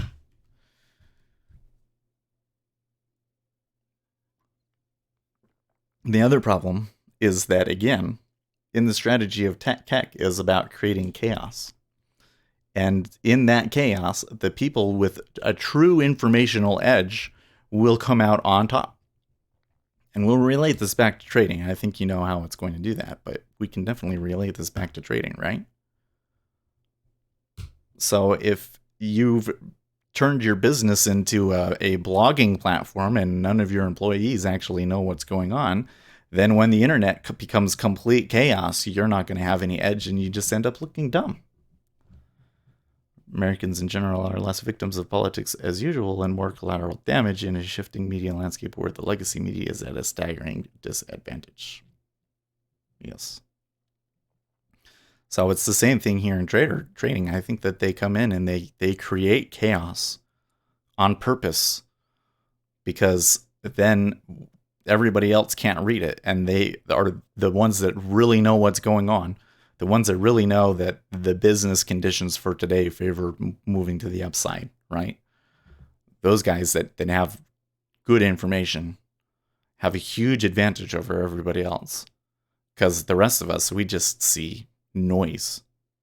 Right now I just see noise. Can't tell it. It makes me think that I should be buying it here, but I'm not sure, and the time period is wrong, and you know, and it's summer. It's even harder to get that informational edge.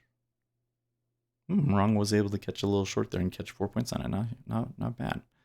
They're really selling in the E-mini. They're about to hit cumulative delta lows for this session. Okay, so here comes the news. By the way, what are we looking for? Consumer confidence, a reading of 130.1. And here it comes. Okay, they are moving off of this news, so I'm glad that I didn't take a trade.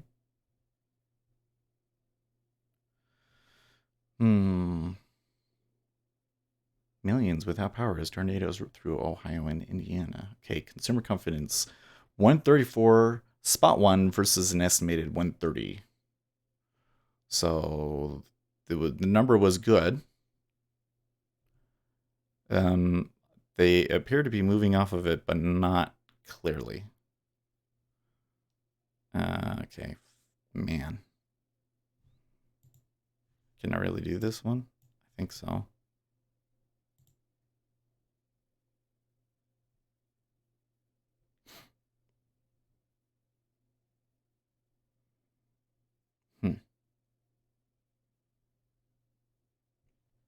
Okay, so they're acting a little unusual at 05 half.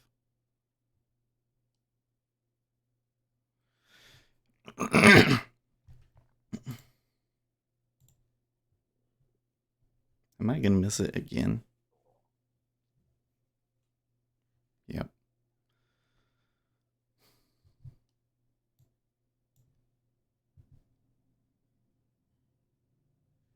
I should have been taking 05 half, actually.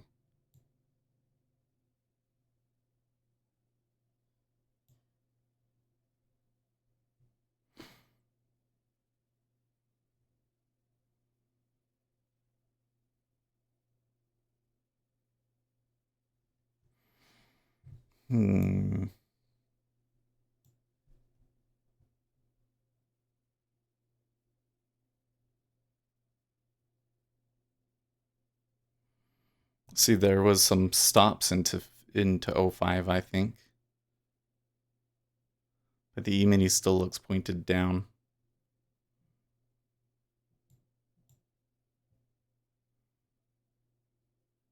Okay. See, I don't know if you'd get the fill at 05 here. I'm going to be really mad at myself if they do it or if they continue. But right now they're telling me that they're having a hard time getting sellers below 05. Now, sure enough.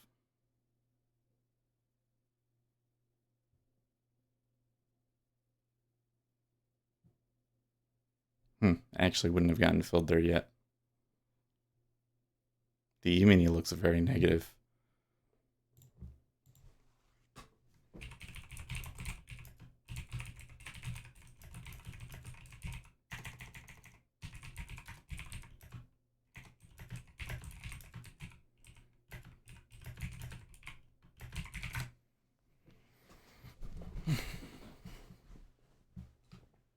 Okay. There would have been my fill. The decent amount trading there. So I would have been that would have been an okay fill, although it's gone offer. So, and now the 04.5 is pulling. All right. Well, I guess I got that one wrong. It was worth a shot though.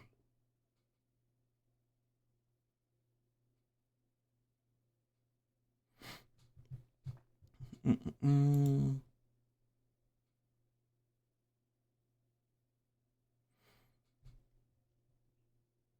Should we change this? Do 36, 25. Be honest. We'll be honest today. There you go. We're honest. Yeah, we took a loser. Not the best action for me.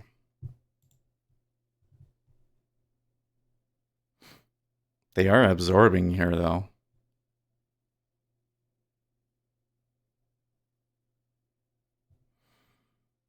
Hmm.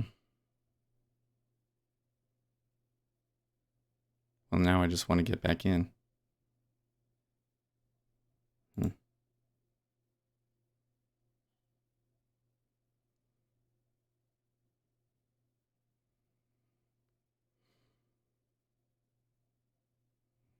We'll see if they did create this big bridge here at 04 when I left it.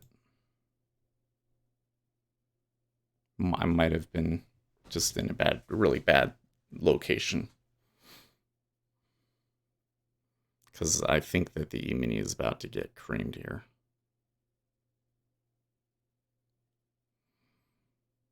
Should be careful. I guess I should be careful with that kind of a theory because the E-mini could move down and then the Treasuries not get much of a boost from it.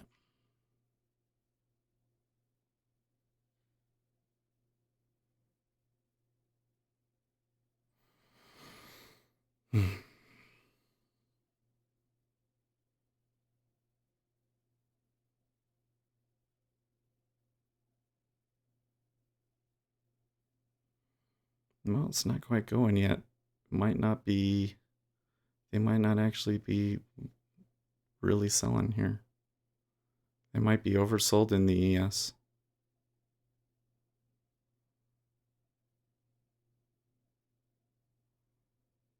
Now 05 is not going bid again. And they're fighting them. In fact, people want it, but it's holding the offer.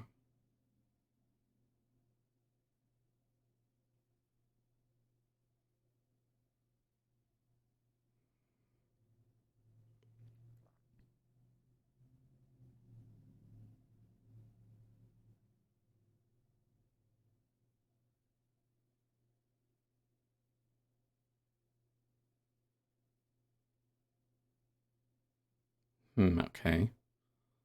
So they're buying quite a bit here at 05 now. There's a big iceberg holding it down still, but it's still showing it. Could be sandbaggers. Yeah. I mean, the E-mini has been doing this counter move sort of a thing a lot lately. It's kind of annoying.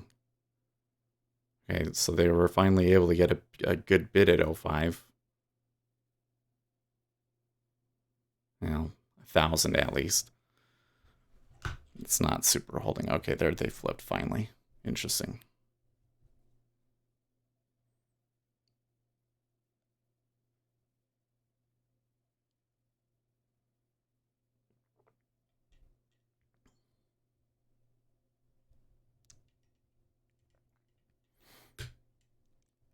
Okay.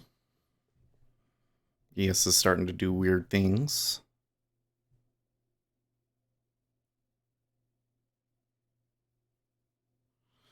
I think that there's a little bit more interest here in ES now. Like it's starting to wiggle around a lot.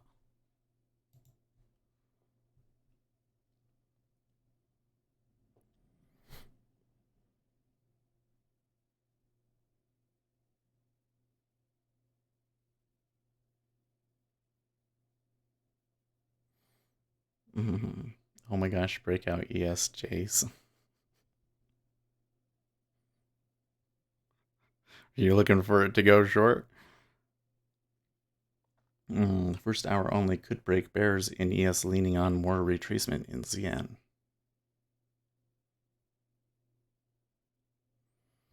Well, I don't think that the O5 half went bid yet, has it? It just looks really weak.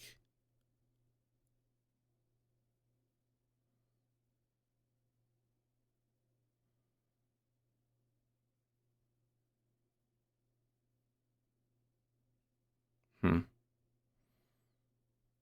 It didn't take much to get people to sell into O5 either. There was actually a sell program that hit it a little bit. Yeah, we've just been sideways for so long. Do something, yeah, right? It really, I mean, it's been a buy in ES, but it's been awfully sideways. It really didn't go like straight up. I really think that ES is going to fail here. Okay.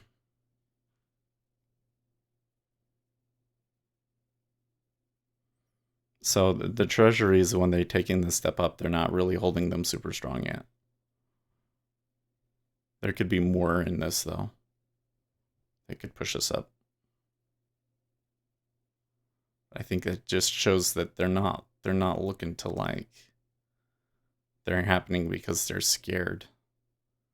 And they're ooh, okay, so that was a good bid there that came up at L5 half. Now 2000. It's good. O6 isn't pulling. They might if the 5-year ticks up though. Treasuries aren't lined up very well. I don't know when I reset it here, but this one's equal, this one's up, this one's down. Like what the heck? Spread isn't entirely clear either. Jobs hard to get indexed, and the consumer confidence report at the lowest since 2000. Correction ZB is 20 ticks. My math skills are apparently still off after the holiday.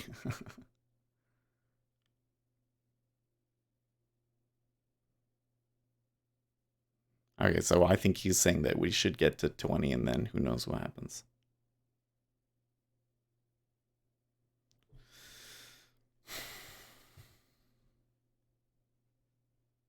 Americans haven't been this confident in the current economy since 2000. Yeah. Not necessarily a good thing, is it?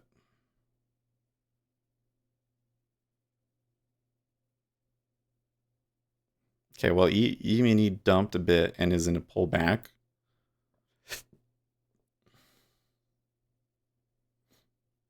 Treasuries only made it a tick.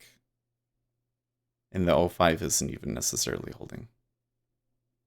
Oh, and by the way, there was 2000 bid at O5 half at one point, but only 582 to actually get it to trade down.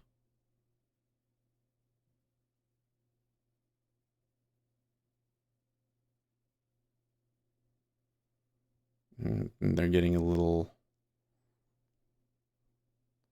The level 2 is getting a little finicky here. I'm going to be an iceberg at O5 half. 5 years not ticking up. Okay. The 10-year ticked up. The 5-year hasn't quite. And the 5-year doesn't want to hold it. And they stuck another 900 on.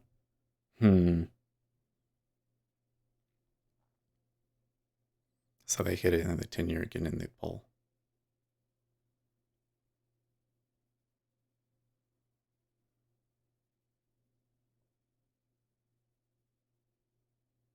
Feels like somebody's trying to get something started here, but the 5-year just doesn't want to do it.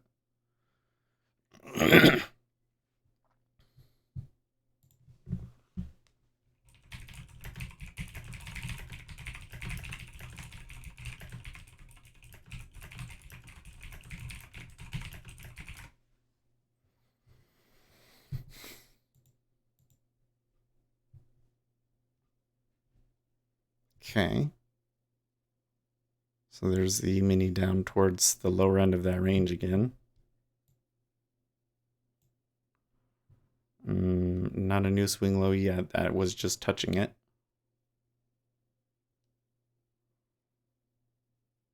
25 is touching it.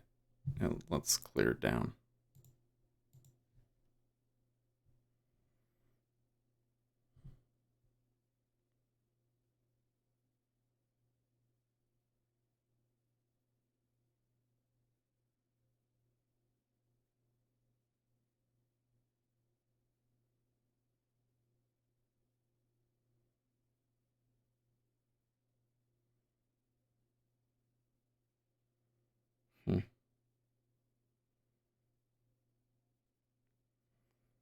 So they're kind of pushing, but they still haven't been able to do it. So it gets down there and pauses. Ah, there it is. Some stops. And actually, a lot of stops there in the ES.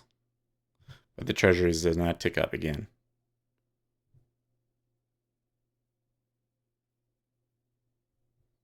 Yeah. So ES did do something, but we're not getting a whole lot out of it in Treasuries, are we?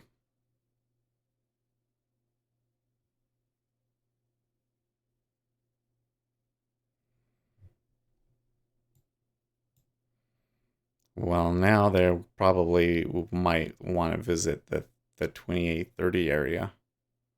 Now, if they fail 2830, then things could get ugly.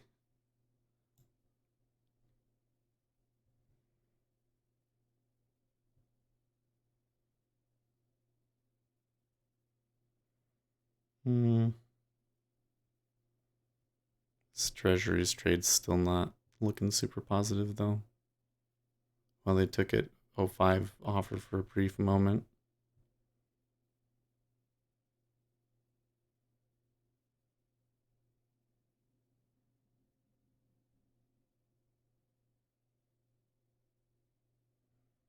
Okay. Actually, 400 hit into 04 half, so some stops there.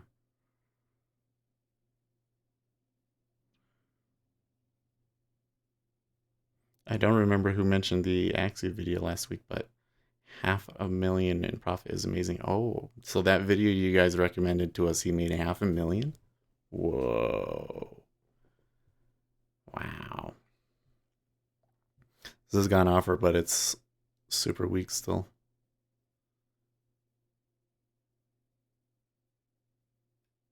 And yeah, still kind of ticking around a lot.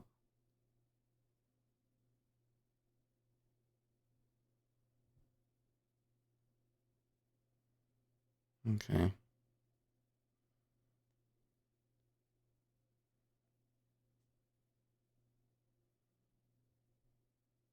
A hit and a hold in the at 05.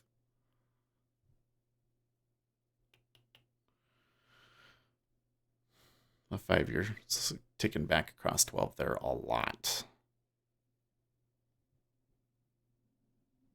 Okay, now ES is really falling.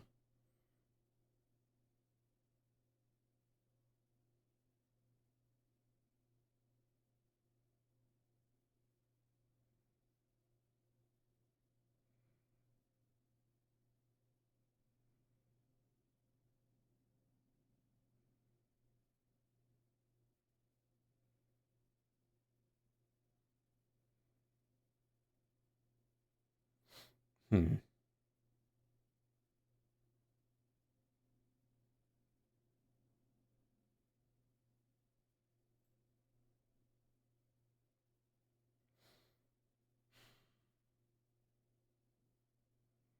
So 2833.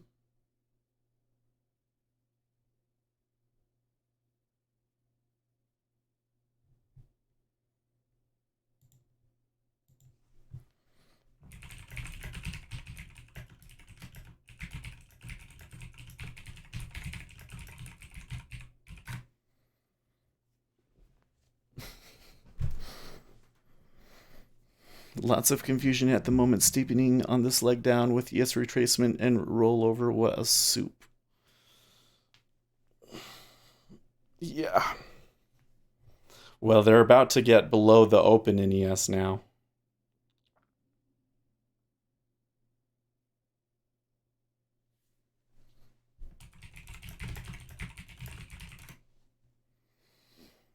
They are ticking up now.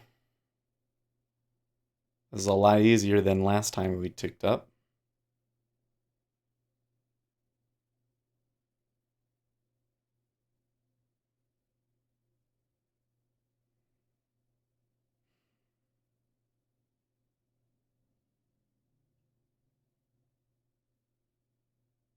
No. So ES is fighting there a little bit. I think they do want to hold the open.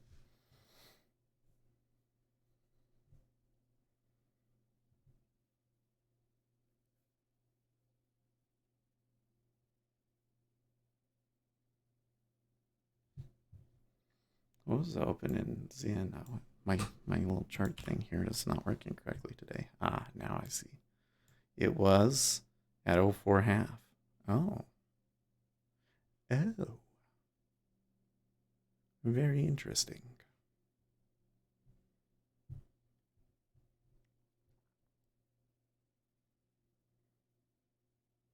I wish I had done that earlier. So they tend to defend that. And you can see they're definitely defending that in the ES.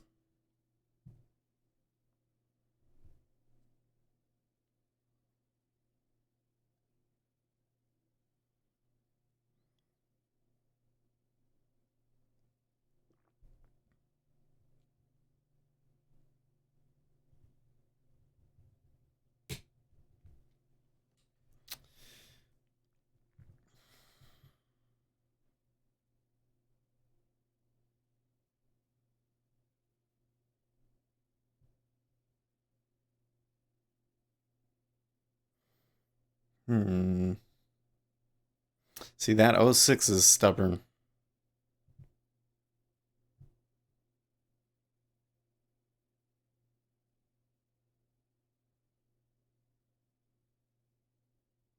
Oh 05 half has gone a few times, but there's been almost no buying into 06.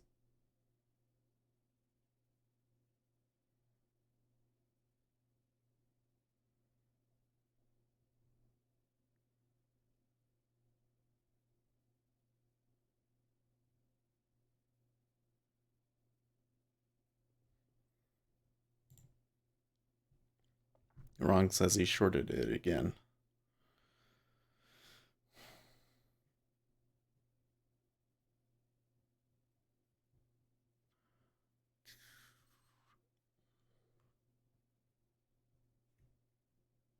He's really good trading the rotations and hardly ever offsides more than a couple of ticks and doing it on multiple contracts simultaneously with scary size. Well, but that's the whole thing is that if he has size, part of the reason why it might be rotating at the places that he's taking is because of him. I heard he's a news trader, yeah. Interesting.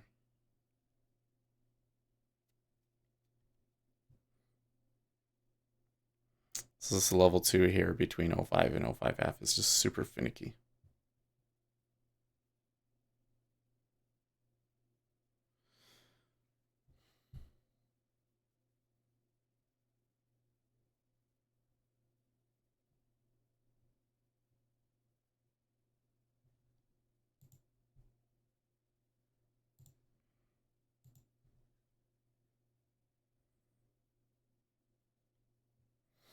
This pattern that I'm seeing in the E-mini looks a lot like a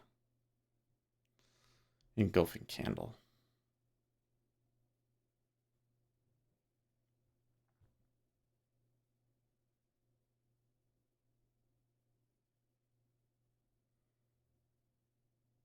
Hmm. 05 half goes bid again.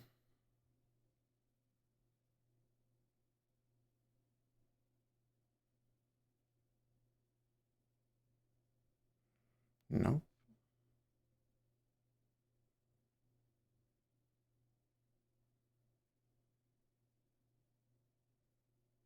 Hmm. This is 12 and a quarter in the 5 years, still very uncertain. I don't think that they've ever stacked very much at 12 and a quarter.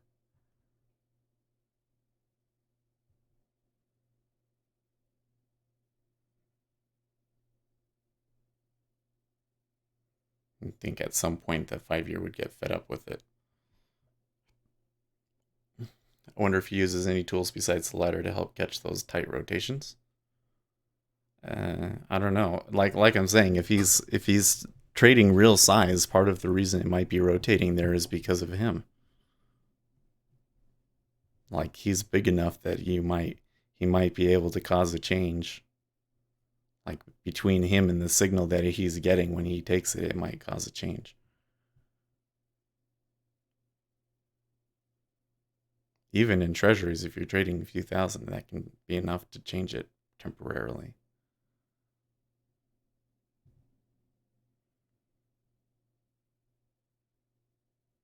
Okay, the 06 pulled for the first time, I think, there.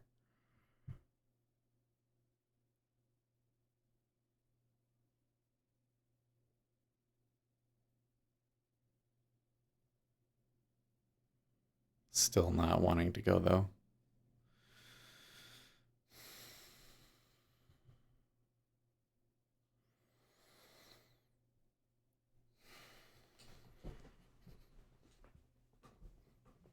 Decent amount trading into 05 half and holding as well.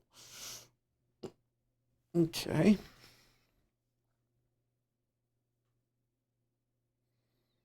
ES maybe gonna go for the open now? No? Then Treasuries sold down there again for some reason. Man, that 5 year just really stubborn prices. Wrong already out.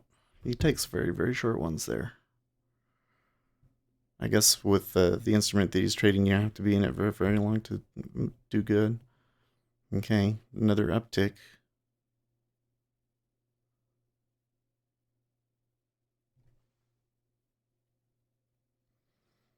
ES is getting another little bit of selling.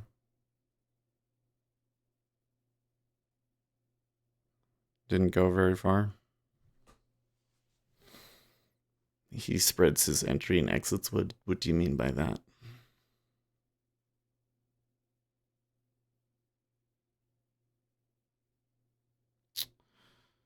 Man, for as long as I've been in this, I probably could have taken a point between, or a tick between 5 and a 5 half like 13 times now. Maybe not 13 times, but more than a few times.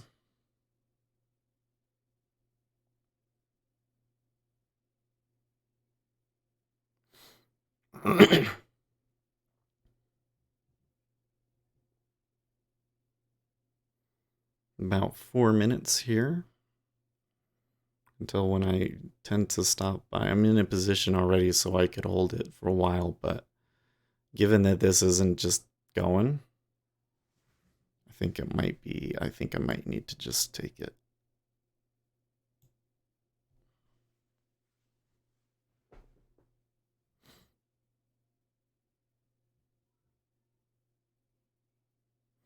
Oh, he doesn't go all in on a tick.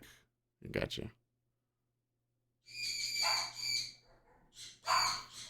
Yeah, the ES is kind of trying to reverse a little bit. It seems like that so far their defense at the open, the sellers haven't been able to hit the open. Now they're not trying super hard. They're in a pullback still.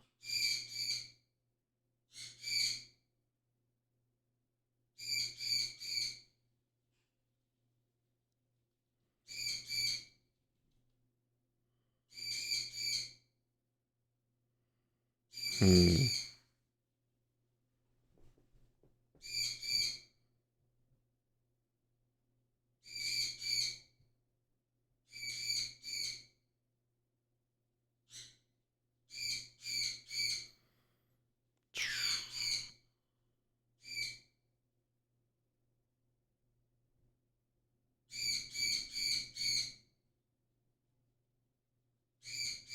All right. So maybe they try again. There was a sell there.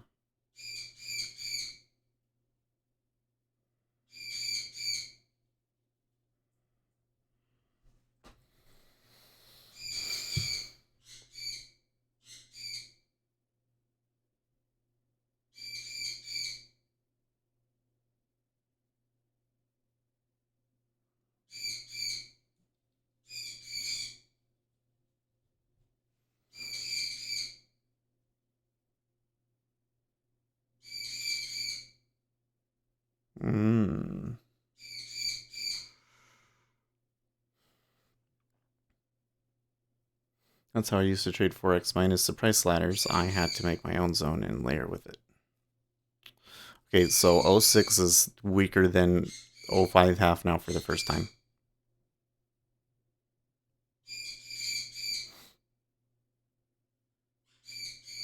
Oh, strong bid at 06 as it goes.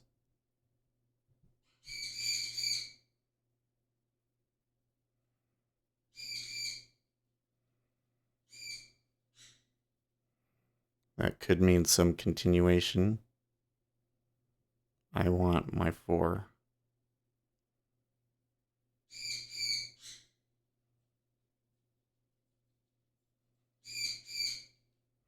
Not a strong bid at 06 half.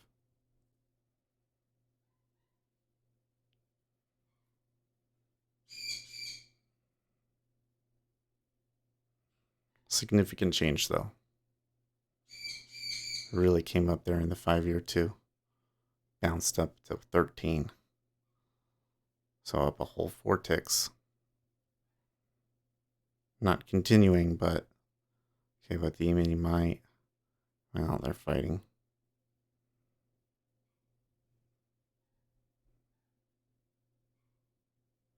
Sucks that I took that loser earlier.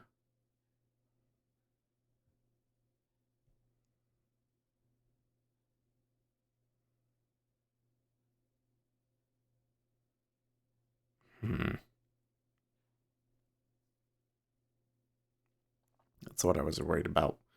So when I see the strong stack at 06, that my first thought was it's been way too range bound for them to be bidding that much. Okay. Well, now maybe they're actually going to come up and do it. Anyways, so when I see that, I kind of thought maybe they would tick up to 06 half and stop there. Okay, now they have failed it. Probably going to get filled here. Seth is happy.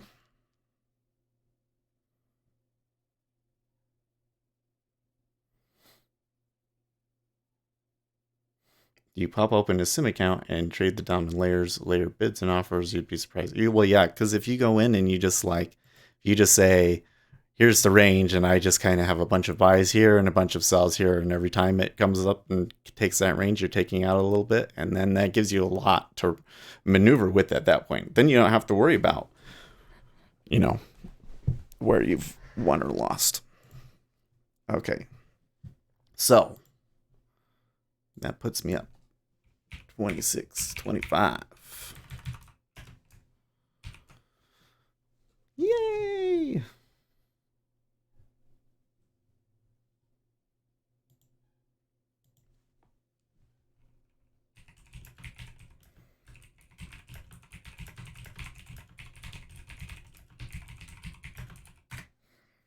So I took it from 05 to 07. Oh, there's more in it. I should have taken I should have held it. Nah. You know what? I took it off because it's 8:30. I don't know. That probably wasn't the right decision, but, it's okay. It's okay. It was continuing through. Like, I thought for a moment about canceling it, but I was like, I just want out now. It's been forever. How long was I in that? 26 minutes? Less than my 30-minute, but yeah. Well, they are getting some pushback at 07.5, so I think that I should be taking it off if I was still in it. Maybe be sitting there at 08.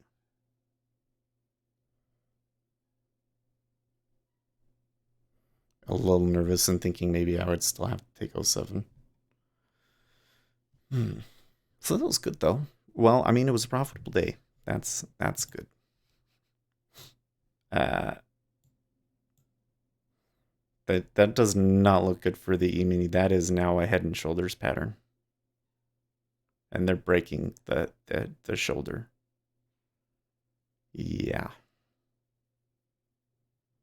that's a little ugly.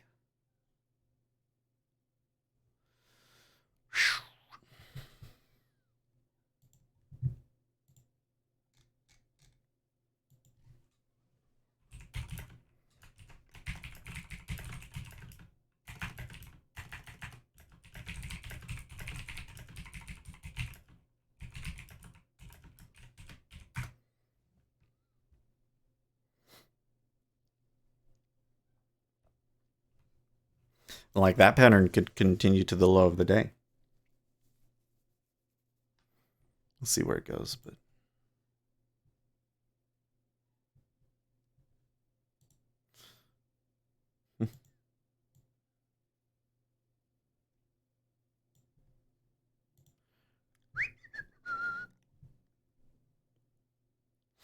wish that we hadn't have gone that long in yes to make that loser. I would have liked to have come out today with the winner in the E-mini.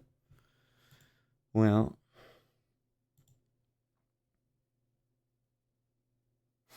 with the micros, we have a new can of worms to perhaps try it. I've considered it. You still gotta watch out for big moves, though. They can kick your face in. Yes, for sure. Well, and the thing is with the commission in the micros, I'm not so sure that you want to be taking like a ton of trades. You know what I mean? Because let's say you layer out 5 orders in an 8 tick range, and you catch 8 ticks or whatever. Well, I don't know how much you would catch, but you would lose $5, and the commissions is a big portion of that range, right? Or let's say you take it 8 times. But it could still work. But then if you got stopped out and you took a loss on the trade, then when you add the commission on top of it, that's like a whole nother point. I really think that the way that the micro is working, that it could be good for a swing. I think for me, I don't want to be in a swing trade and not have control over it. And I don't know. I don't think that when I put my stops in Jigsaw that it puts it in on rhythmic so that I could walk away. But if I had one and I had a runner, then maybe I could put rhythmic on my phone and walk away from it and let it swing at that point. But I think that I would have to catch just the right spot. Maybe this today might have been a good spot. If I was short above 28.40, maybe I could walk away, right, and try it as a swing trade.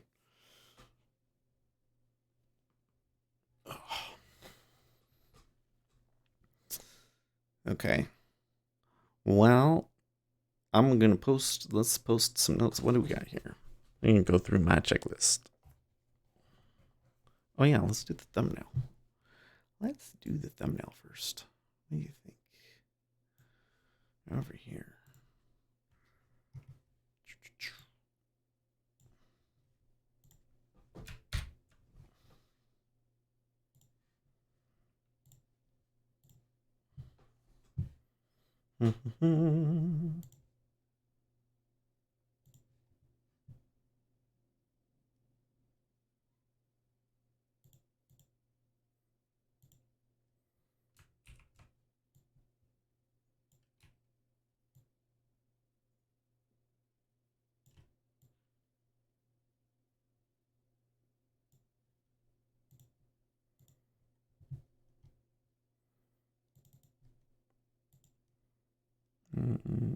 PNG, right? 0528. Save.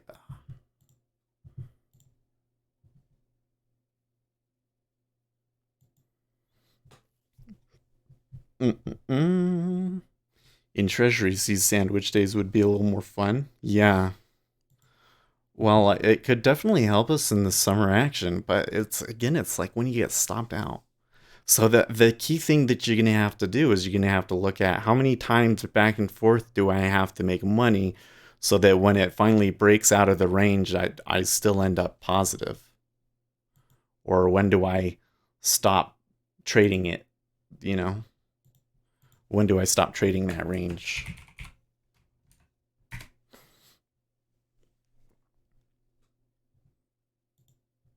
Do I? No.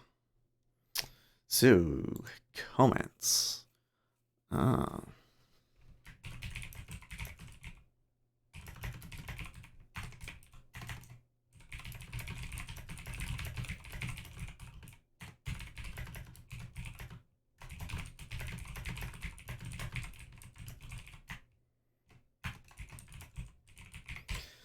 Mm-mm-mm.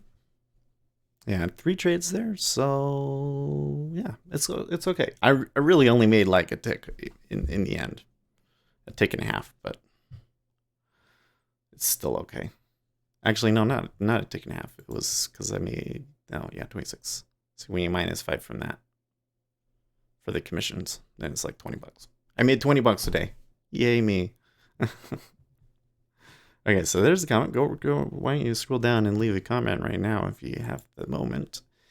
And let's post our Patreon notes here. Lost momentum for now, yeah. Actually, I think you might see a bit of a well, the ZN definitely lost its momentum. I don't know if we're going to go up to the highs or not. I can see there are some orders showing up at 10 and 9.5. So there's at least some people that think it's going to get up there. We've been coming short of those lately, but somebody thinks it's going to get there. In the E-mini, you're getting some things show up down here. But when I just look at the chart pattern and I see a very clear head and shoulders dome type pattern, that should continue down to the low of the session. So like 28.22 is where I'm thinking that we could go to. So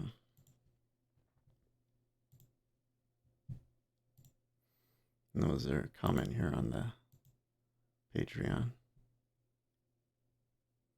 Good deal.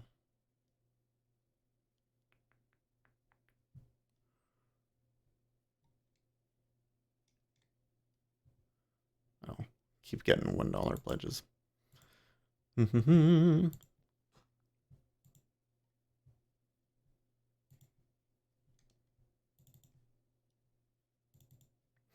Yeah, if you subscribe to the Patreon, I'd recommend doing the $5 one. I did the $1 one, and there's some indicators and stuff that you can get, although I think you have to go like way far back to see them. I don't know how to see it like that, but maybe I should go and check on that today so that they can get the indicators. But if you want the daily Bitcoin charts, you got to do the $5 one.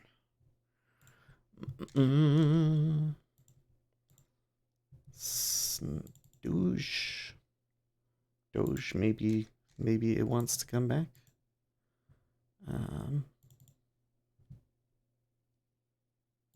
UTC is definitely coming back.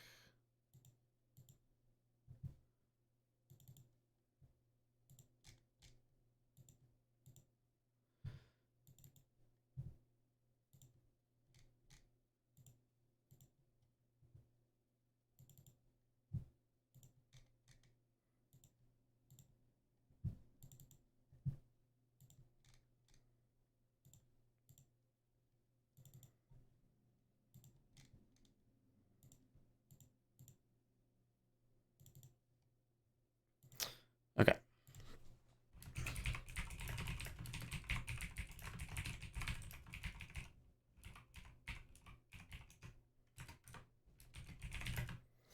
I'm going to mute myself here for a second while I type.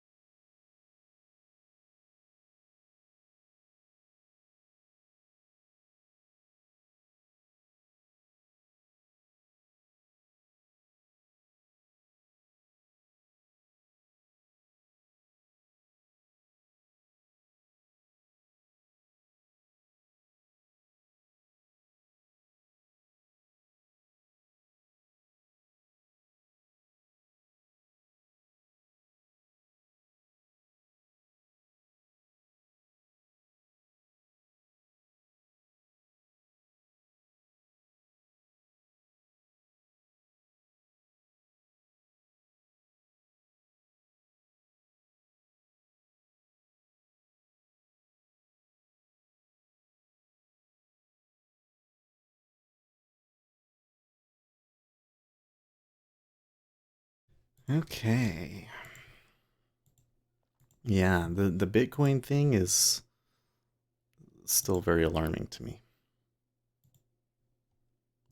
Still very alarming to me, and I think that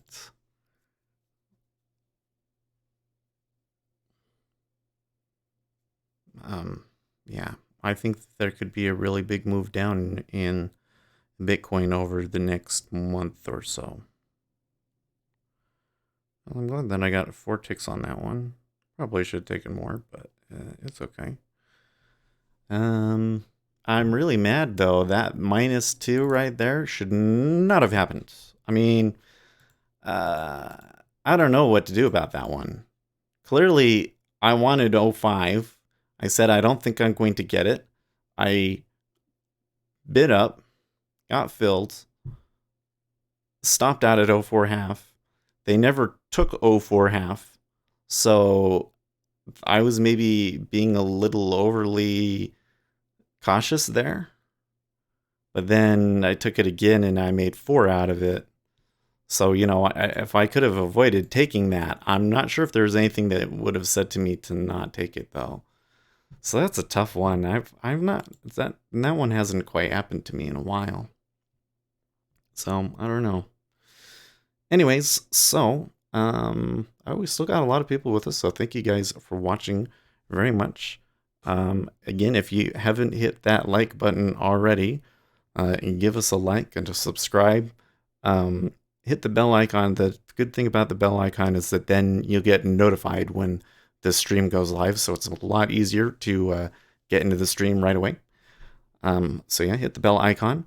Check out the Patreon if you haven't. You'll be able to read last week's cryptocurrency notes, and there's some big things happening in cryptocurrency, and I think you might want to see what the chart says. So there's that. Oh yeah, we got to change the title here because it is the 28th of May. So I'll do that. Yeah, so I will see you guys tomorrow. And in the meantime, stay profitable, friends.